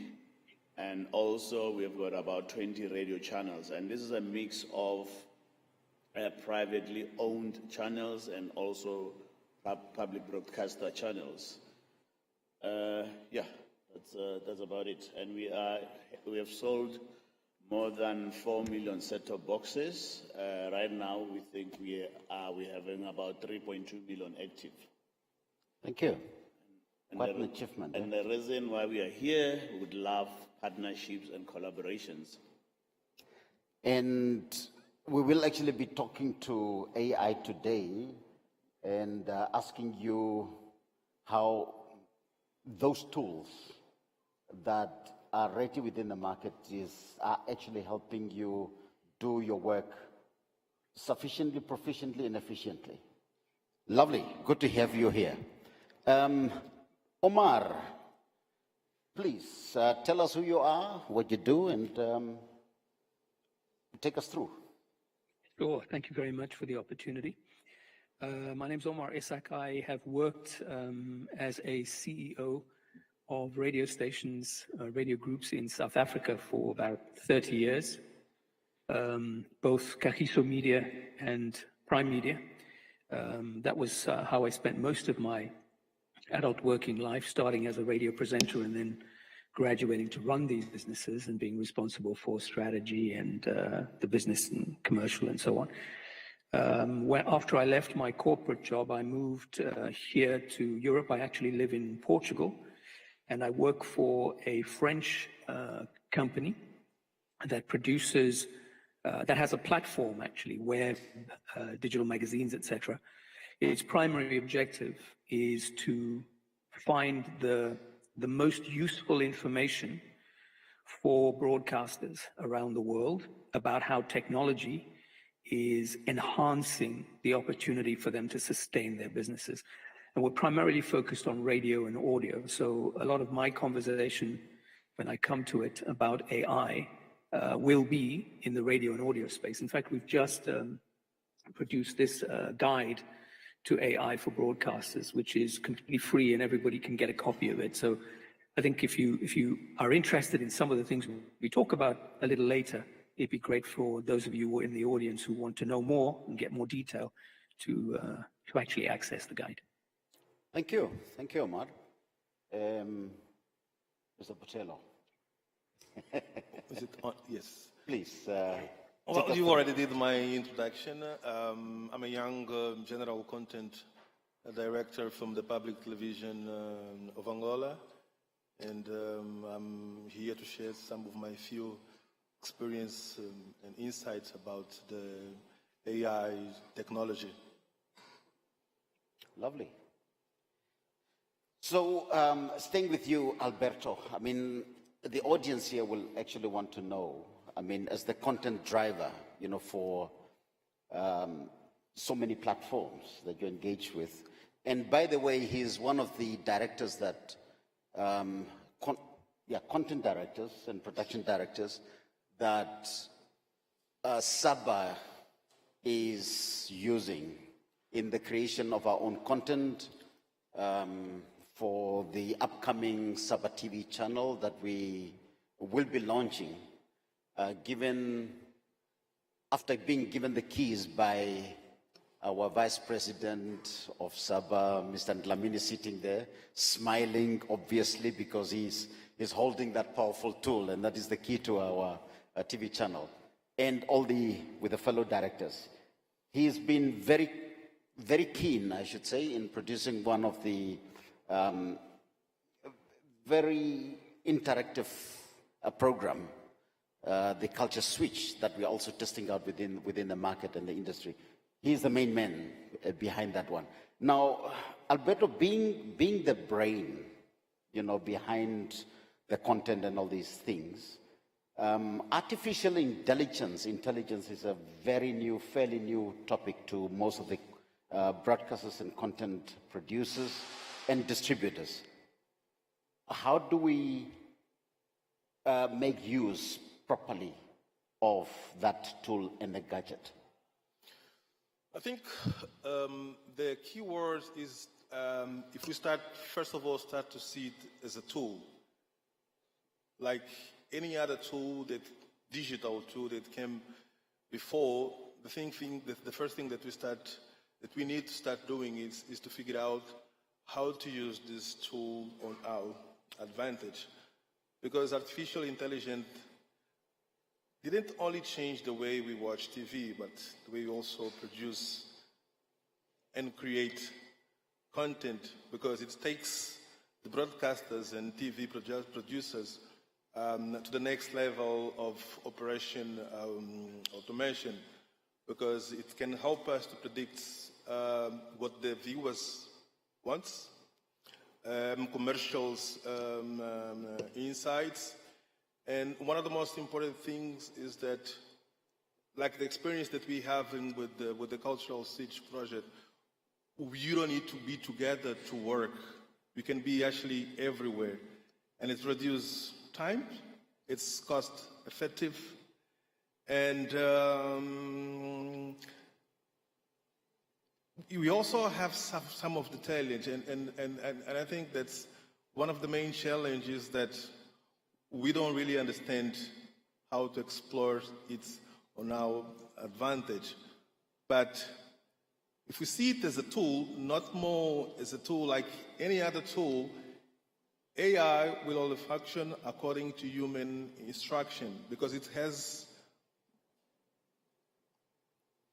one thing that, from my little experience, is that AI cannot express emotion. Mm-hmm.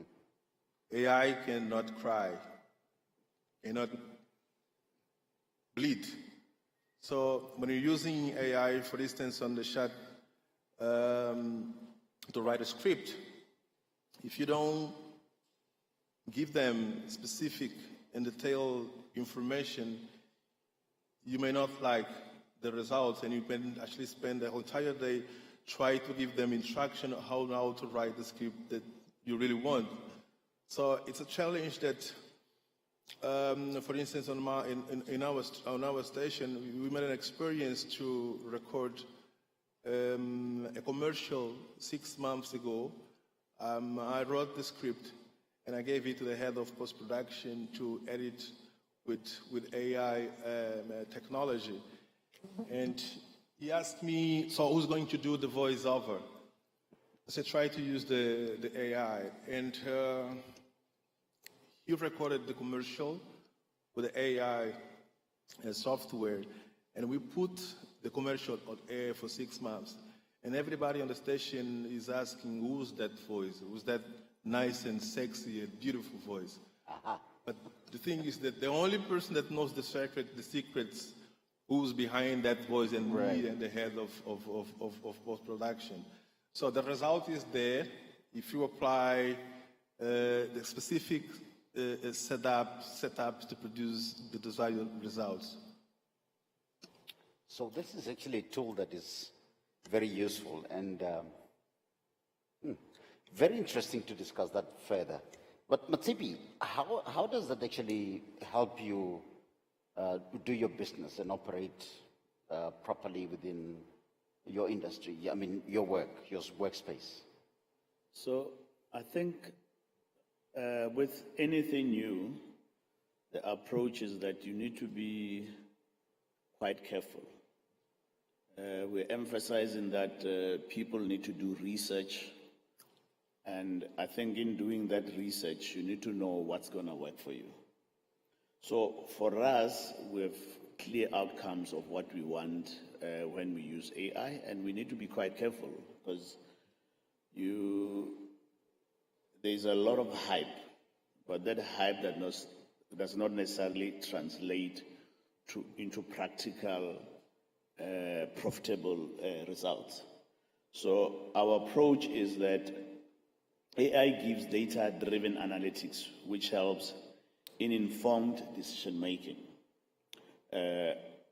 So, for example, you want a lot more viewer engagement in creating content. That would require that you get the right sort of information that is going to guide you in terms of curating that content.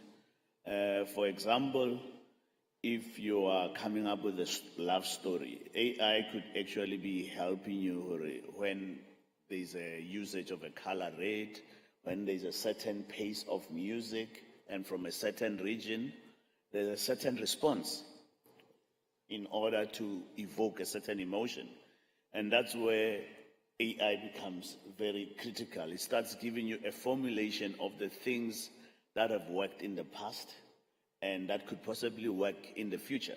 But the human intervention still needs to come in and make this final decision. So you are getting the guidance. And then also AI, it's good in a sense of automating certain functions. So for example, you can do a voice recognition tag powered by AI to translate audio recordings to text. So that human intervention can be taken out completely. But having said that, at some point you still need a human being to still oversee if everything is as right as you say it needs to be.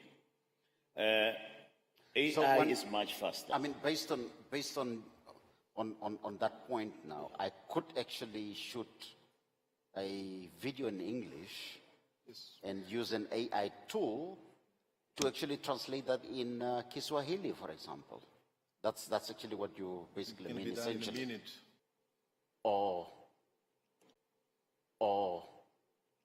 So,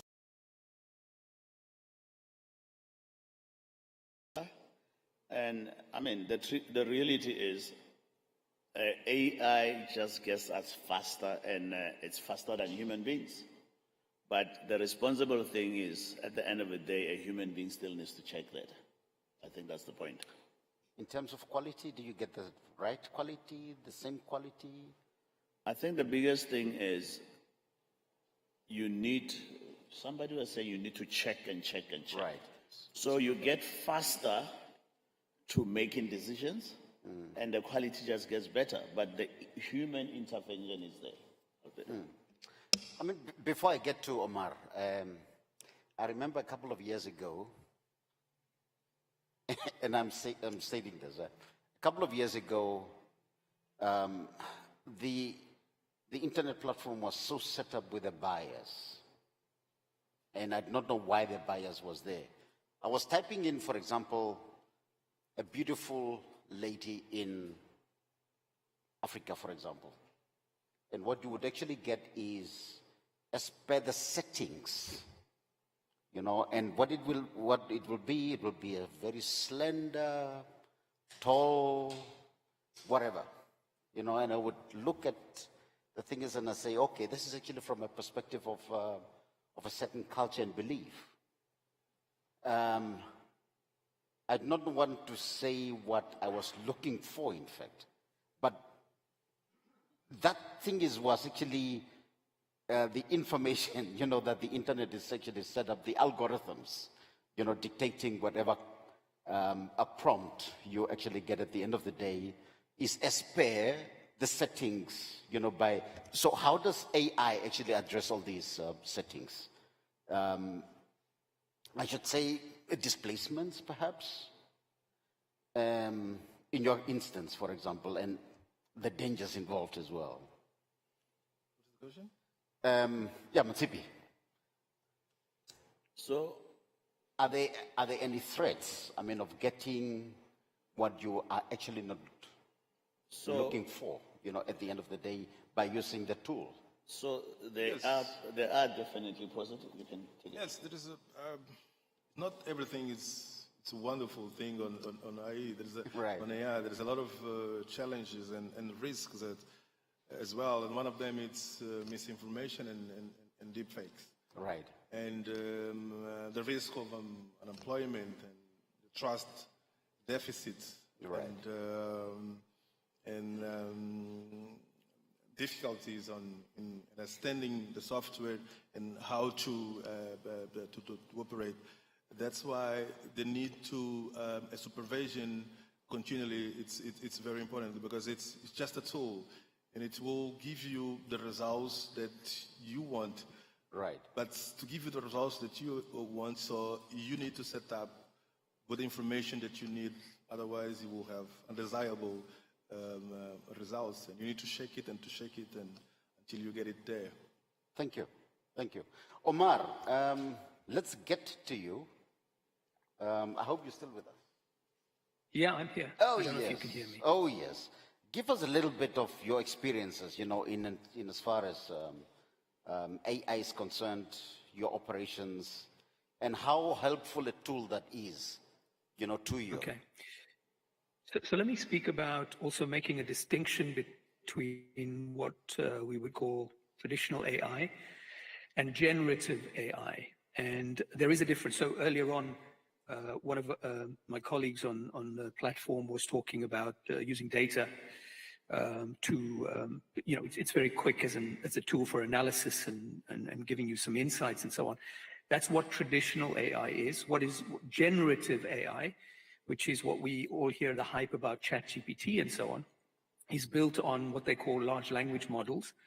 Maybe it's LLM, but maybe it's something else, but I'm not a technician. So this scrapes the internet, for example, and allows you to develop content. For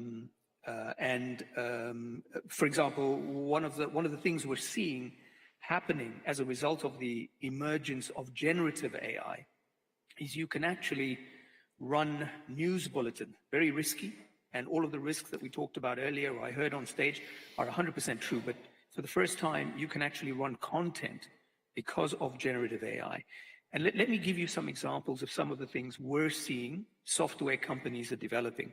So there are quite a few really interesting companies around the world that are making it possible for you to flawlessly run your music radio shows, flawlessly. In other words, the AI has been taught to understand music beats, to understand, and then to add a voice to it, which could be a synthetic voice, and to create what would be a perfect radio show without mistakes. So they're getting very good at that. So at the moment, it can link to songs.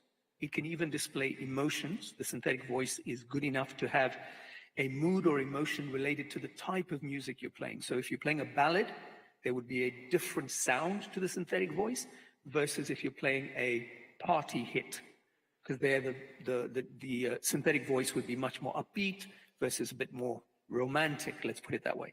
So all of this can allow you to create a music radio show, including inserting local weather, maybe even local news in time, all of which is very useful as we see the proliferation of channels.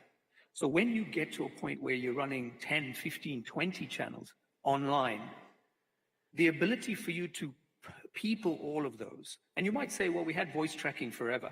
This is far more sophisticated than voice tracking. You can literally create a radio show in about 10 minutes. The one piece of software I've seen is running 600 channels with one human being doing the programming. So it allows a lot of efficiency. But I want to caution one thing. We are talking here about a continent, our young continent, Africa, with lots of young people that need jobs. So I want to be cautious when I say that all of these things are possible.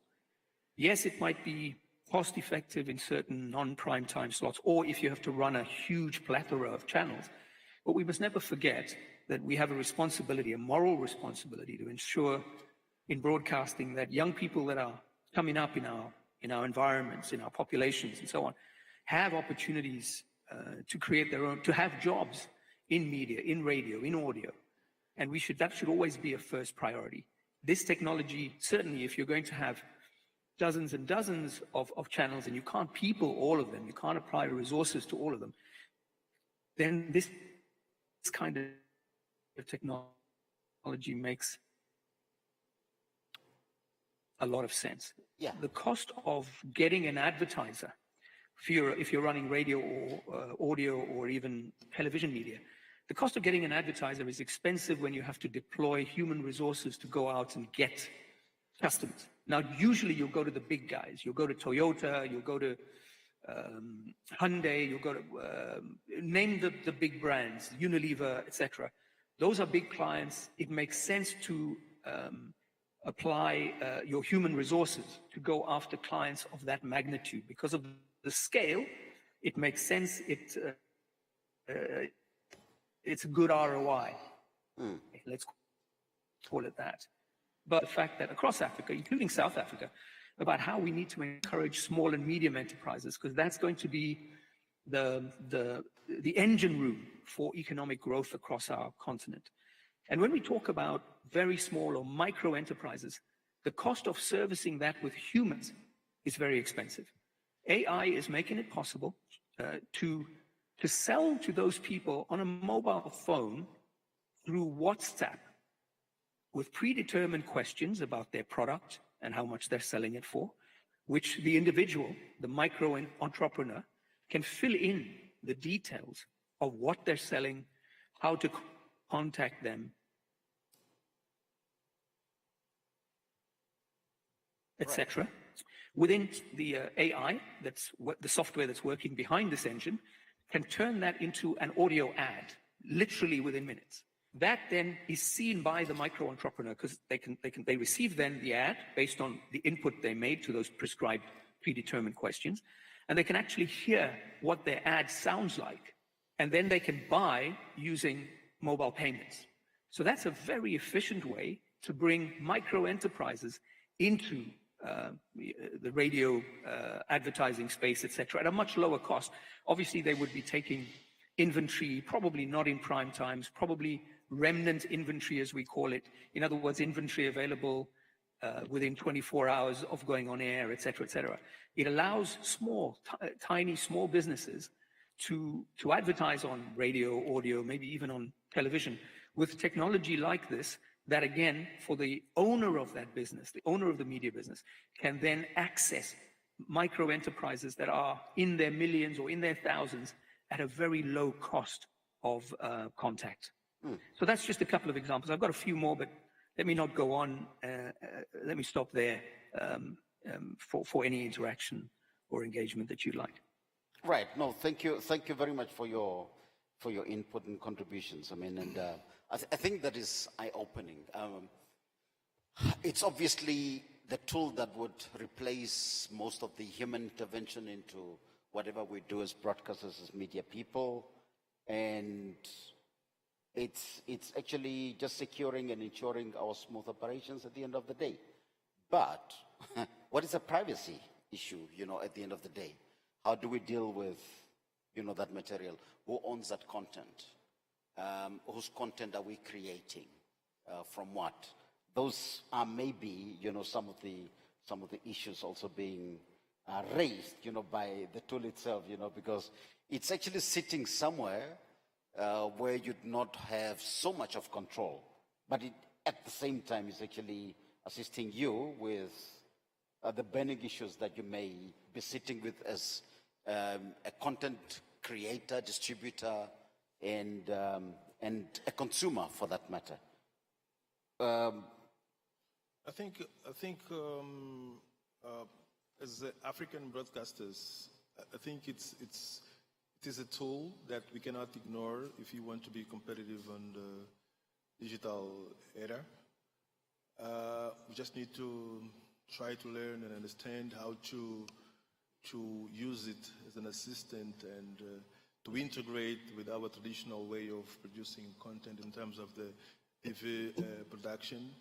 Because with AI, we don't need big crews to produce content, which help us to reduce the costs, but it also saves a lot of time. We can now produce a lot of amount of content on record time. As a TV broadcasters, one of the things that we need to do daily is to deliver content, to deliver new contents. And with AI, we can literally produce and create daily content every day. But then again, there is still the human supervision, which is very, very, very, very important. Lovely. The best aspect, is the analytics. We were talking of research, just earlier on. We do not, artificial intelligence would actually give you the analytics, so much information about the demography, for example, of your audience, the viewers, the preferences, the behaviors, and what have you, which is, I understood, an inbuilt kind of capacity within the tools itself. Which is very interesting, and which is something most of the broadcasters on the continent are not so much keen on using. I'm not saying they are not. I'm saying we lack in that area, I should say. Right. Do we have a roving mic, perhaps, somewhere? The floor? Microphone.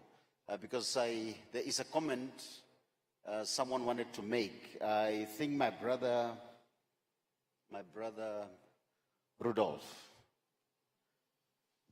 wanted to Barry. That is actually one of the topics, that is, it's one of the topics that is very close to someone actually wanted to say something, and Rudolph, right? And, but perhaps first with, let's start with Mr. Pius. Mr. Pius, you wanted to say something? Oh, not really, but I can help you pass the mic. Thank you so much. Right. Simon, what's your experiences? I mean, you are into this big initiative, wanting to have everybody behind your initiative, and especially talking about the development goals, how could this actually assist us as broadcasters, getting the information across, and vice versa?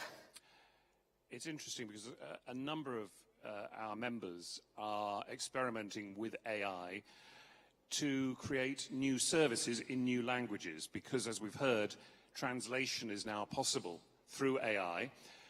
The work that one of our members in Asia has undertaken has suggested that there's about 75% accuracy, and then you put a human on the end to tweak it, refine it, and of course that helps the machine to learn as well because you put it back in. So there are opportunities for new services to be created. It's a bit like the example of the radio service that you can program in 20 minutes for a whole day that we just heard about.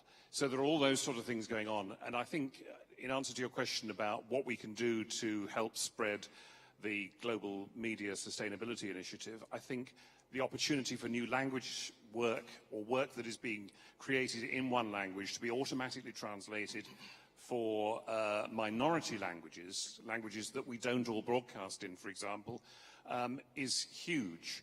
I think it's going to take some time. It's not going to be a magic wand that we can wave overnight and suddenly you can create content perfectly in 33,000 languages. It's going to take time to build that sort of system. But that's the way things are going. And it's, so I think that's a positive spin. But as I mentioned this morning, the negatives are journalists going to be put out of work by unscrupulous or money-grabbing commercial broadcast owners? The ethics, how do we flag what is real and what has been created by something that's not alive? That's an interesting question. And interestingly, we've set up an artificial intelligence working group within the AIB that meets for the first time next Tuesday, where broadcasters from around the world are going to start sharing their experiences, their knowledge about what they've done in AI so far, their challenges and their fears, as well as their aspirations. Excellent.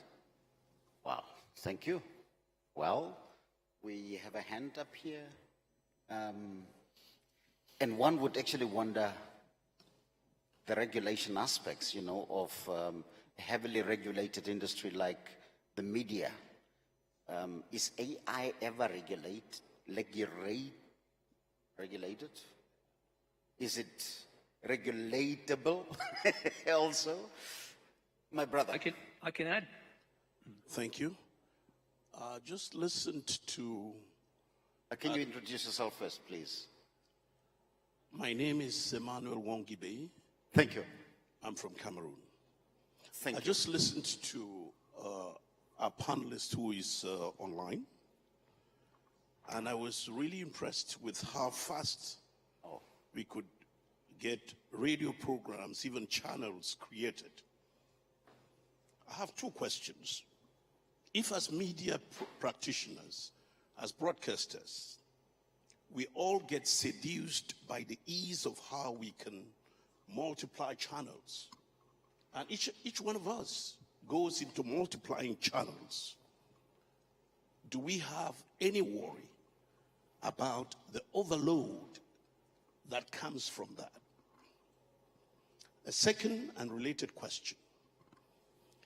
AI, as far as we can see, does not necessarily translate into multiplying the economies of scale or the creation of wealth.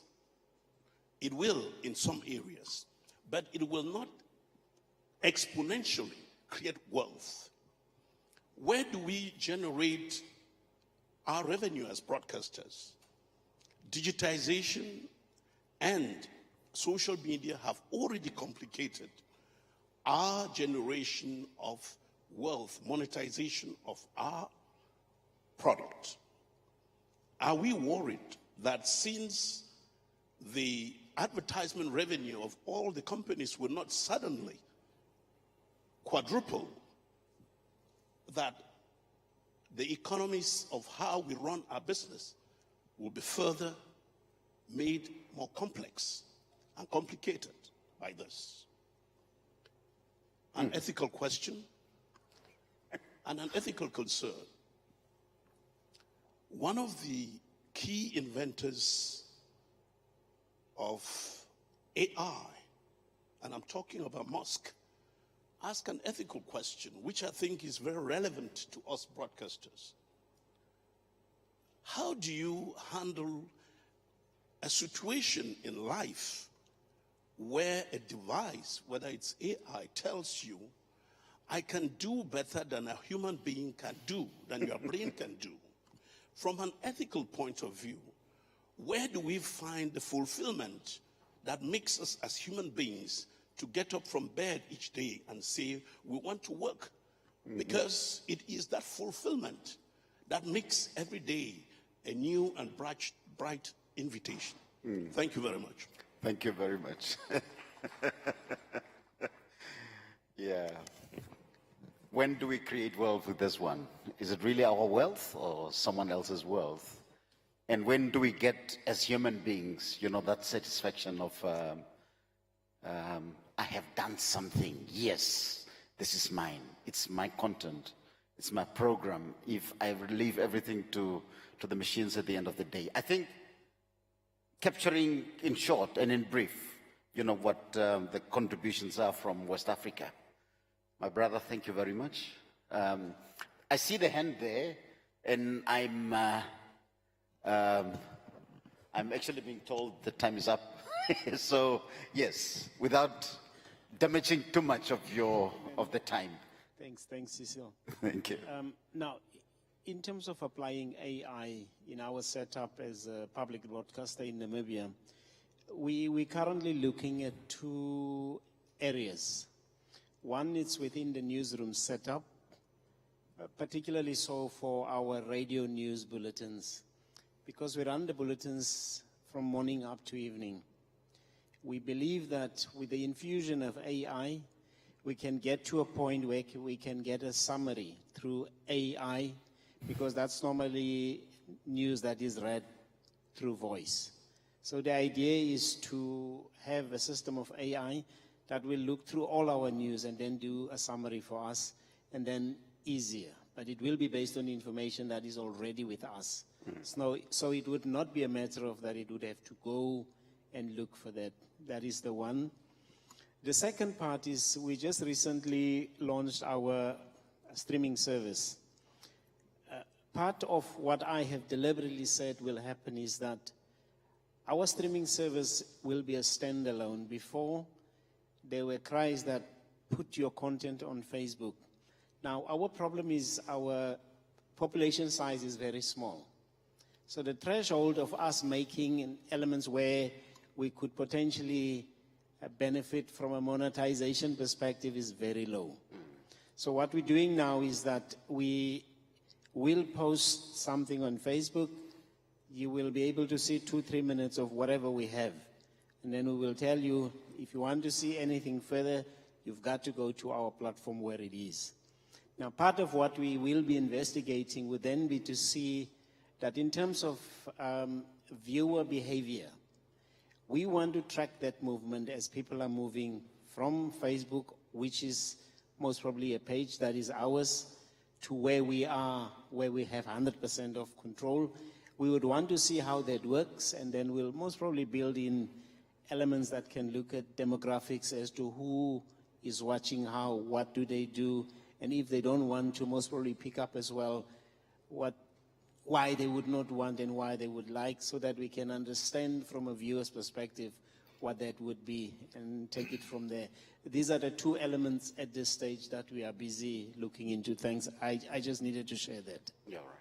Well, thank you very much, Mr. Similo, the Saba president, and that is, in fact, just empowering the staff and seamlessly also making the work for the staff that are overworked and stretched, by what they're supposed to be doing, make it to lessen, in fact, which is one way of putting this AI tool, to proper use within the operational area. Now, time is up, I'm told. When the lady stands up there, it means one thing, and that is shut up and get off the podium. But before that, Omar, 1 second, should I say 1 minute of your time for takeaways, please? Just in brief. Send us home with a message. Okay. I think there are lots, as I think everybody has said, there are many ways that we can manipulate this tool to be an effective tool to take mundane and routine tasks that are easy to automate out of the system so that we can focus on the stuff that really matters. And I really like that comment. I think it was from your Cameroonian delegate who talked about what does this mean? I started by talking about job destruction. We don't want that.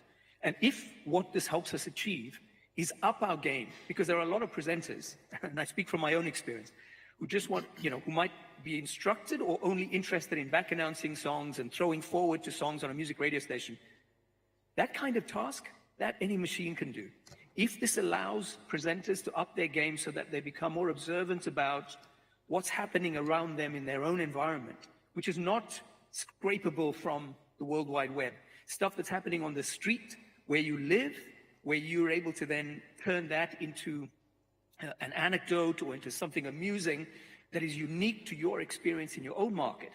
If it allows us to become that type of talent, that type of presenter that becomes more connected with the community rather than, do the lazy stuff, then that's great. That's a real consequence of AI forcing us to raise our standards so that we understand that as humans we have nuance, we have irony, sarcasm, we have all of these other tools in our toolbox, which unfortunately we don't use. Right. But if AI takes, can replace us because we choose to be lazy, then let us raise our game. And that's the talent I think that will rise to the top. So hopefully there's some advantage that comes out of this, and people realize if you want to sustain yourself, you want to sustain your business, you better really work very hard at it. It demands that you work harder. Right.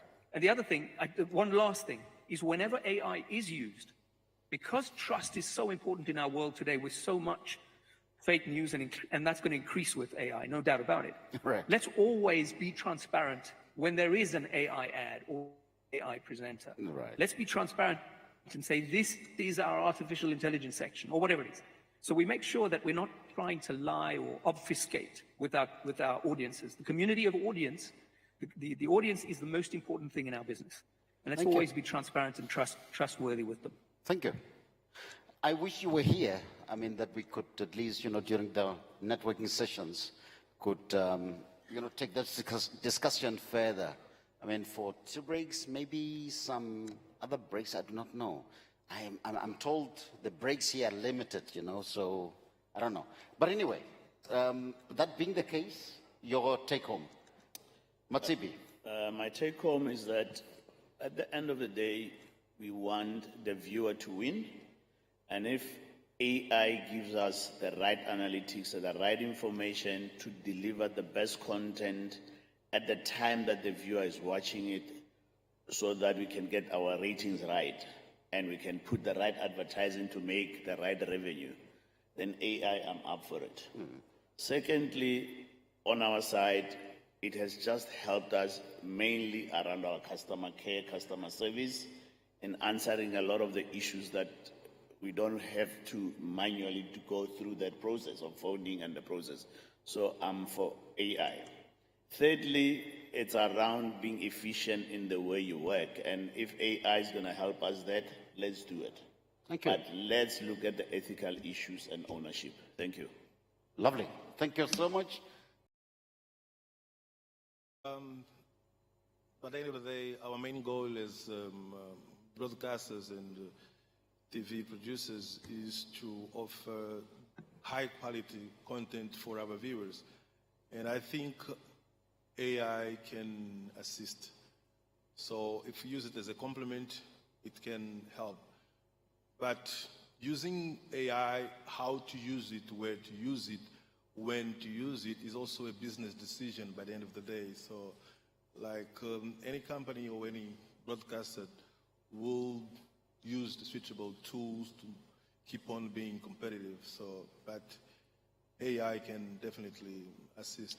considering all the challenges and opportunities that can give.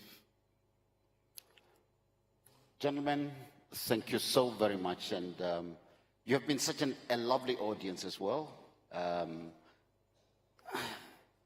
And I really think you deserve to give yourselves a warm round of applause.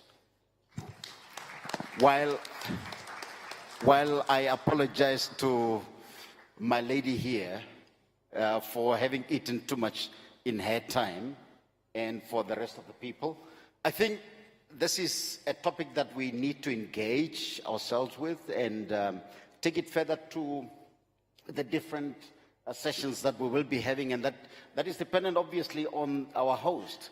I do not know how many sessions we will be having to network and take this topic further, because it really leads us into, as broadcasters and content producers and distributors, and also the technical partners, into the future of broadcasting on the continent. Thank you so much, and thank you for having me here.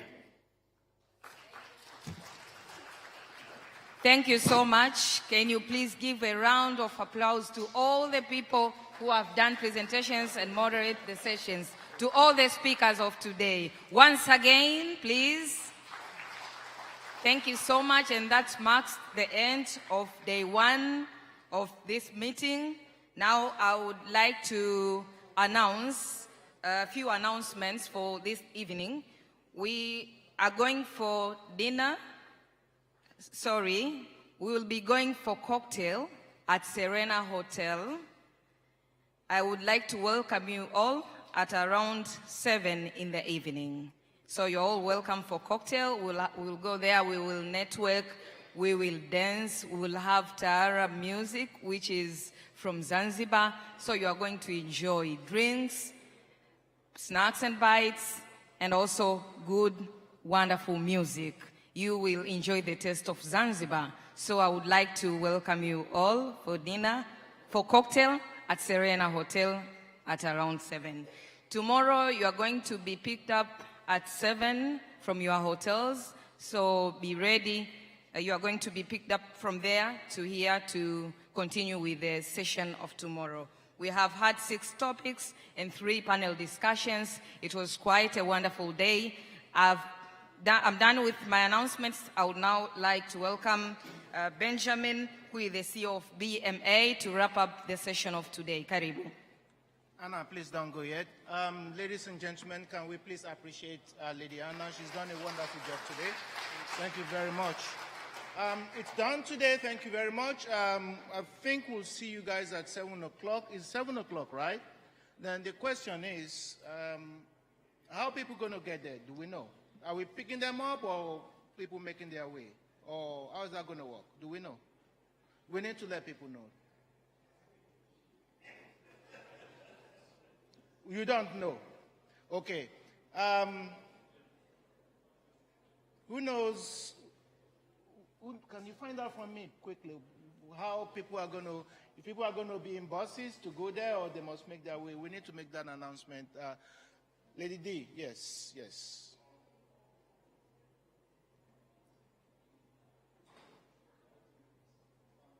Whilst we are sorting that out, thank you for being here today and paying very good attention. Tomorrow is another day. After the evening that we're going to have, which has been promised to, I'm definitely looking forward to that one. Tomorrow, we will have more of the same in terms of presentations and panels. Tomorrow, we'll start at exactly 9:40. We will be looking at the future of DTH in the digital ecosystem. We will look at some issues relating to regulations, and also we will have a panel on regulatory issues, making a level playing field. We have some showcases, like we'll be looking at the OTT Africa, cost and complacency, local content issues, panel discussion that is. We'll review the issue of fiber optics in Africa, broadcasting ecosystem, and also talk about broadcast operations. And then what I really like is the Saba member country where each and every member country of Saba will come and talk to us about, since last year in Rwanda and here in Zanzibar, how far they have gone. And after that, you will have a wonderful evening tonight. Even tomorrow, you will have another wonderful evening with the entertainment that we will be providing. I think that will be at the Madinat Al-Bahat. We will give you more details about that tomorrow. And of course, on Thursday, we will have a workshop. Now, the reason why I bring this up is tomorrow, if you would like to attend the workshop, we will pass around, or there will be a point where you can put your name for that workshop. The workshop is going to be how you maximize your return on investment when you spend on broadcast technology, how you can make sure that you get your money's worth back. That will be done by Telemedia. I will give you more information on how to register for that or how to put your name down for that tomorrow. And of course, on Thursday is the excursion. You've heard about it, where you want to go, how you can get there. We will talk about that tomorrow as well. Do we have an answer to how people are going to get to Serena? Okay, thank you so much, Benjamin. Our transport officer will arrange transport for you from your hotels to the cocktail party at Serena Hotel. So they'll go with you to the hotel and then they will come to pick you up for the cocktail party in the evening. And also I would like to announce that we are having an evening tea, so do not leave, just take a cup of tea or coffee before you go ahead with your evening. Thank you. Fantastic. So there you have it. 7 o'clock. Be ready. When we were at the, I think it was Livingstone. Sorry.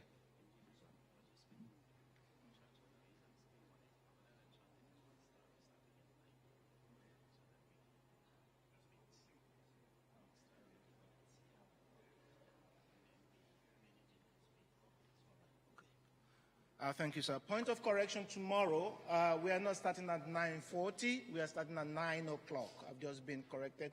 9 o'clock, please. And I understand that pickups will be at the hotel tomorrow morning at 7 o'clock. So if you don't want to spend $25 to come here from where you're coming or thereabout, please be ready to be picked up tomorrow at 7 o'clock. But this evening, you will be picked up at 7 o'clock, right? Is it? From your hotel, 7 o'clock this evening, or what time? Because 7 o'clock we are going to start our cocktail party, so we'll be picked up more early, maybe from 15 minutes past 6. So let's get ready from 6:30. Sorry, it's all confusing for me, but we get there in the end.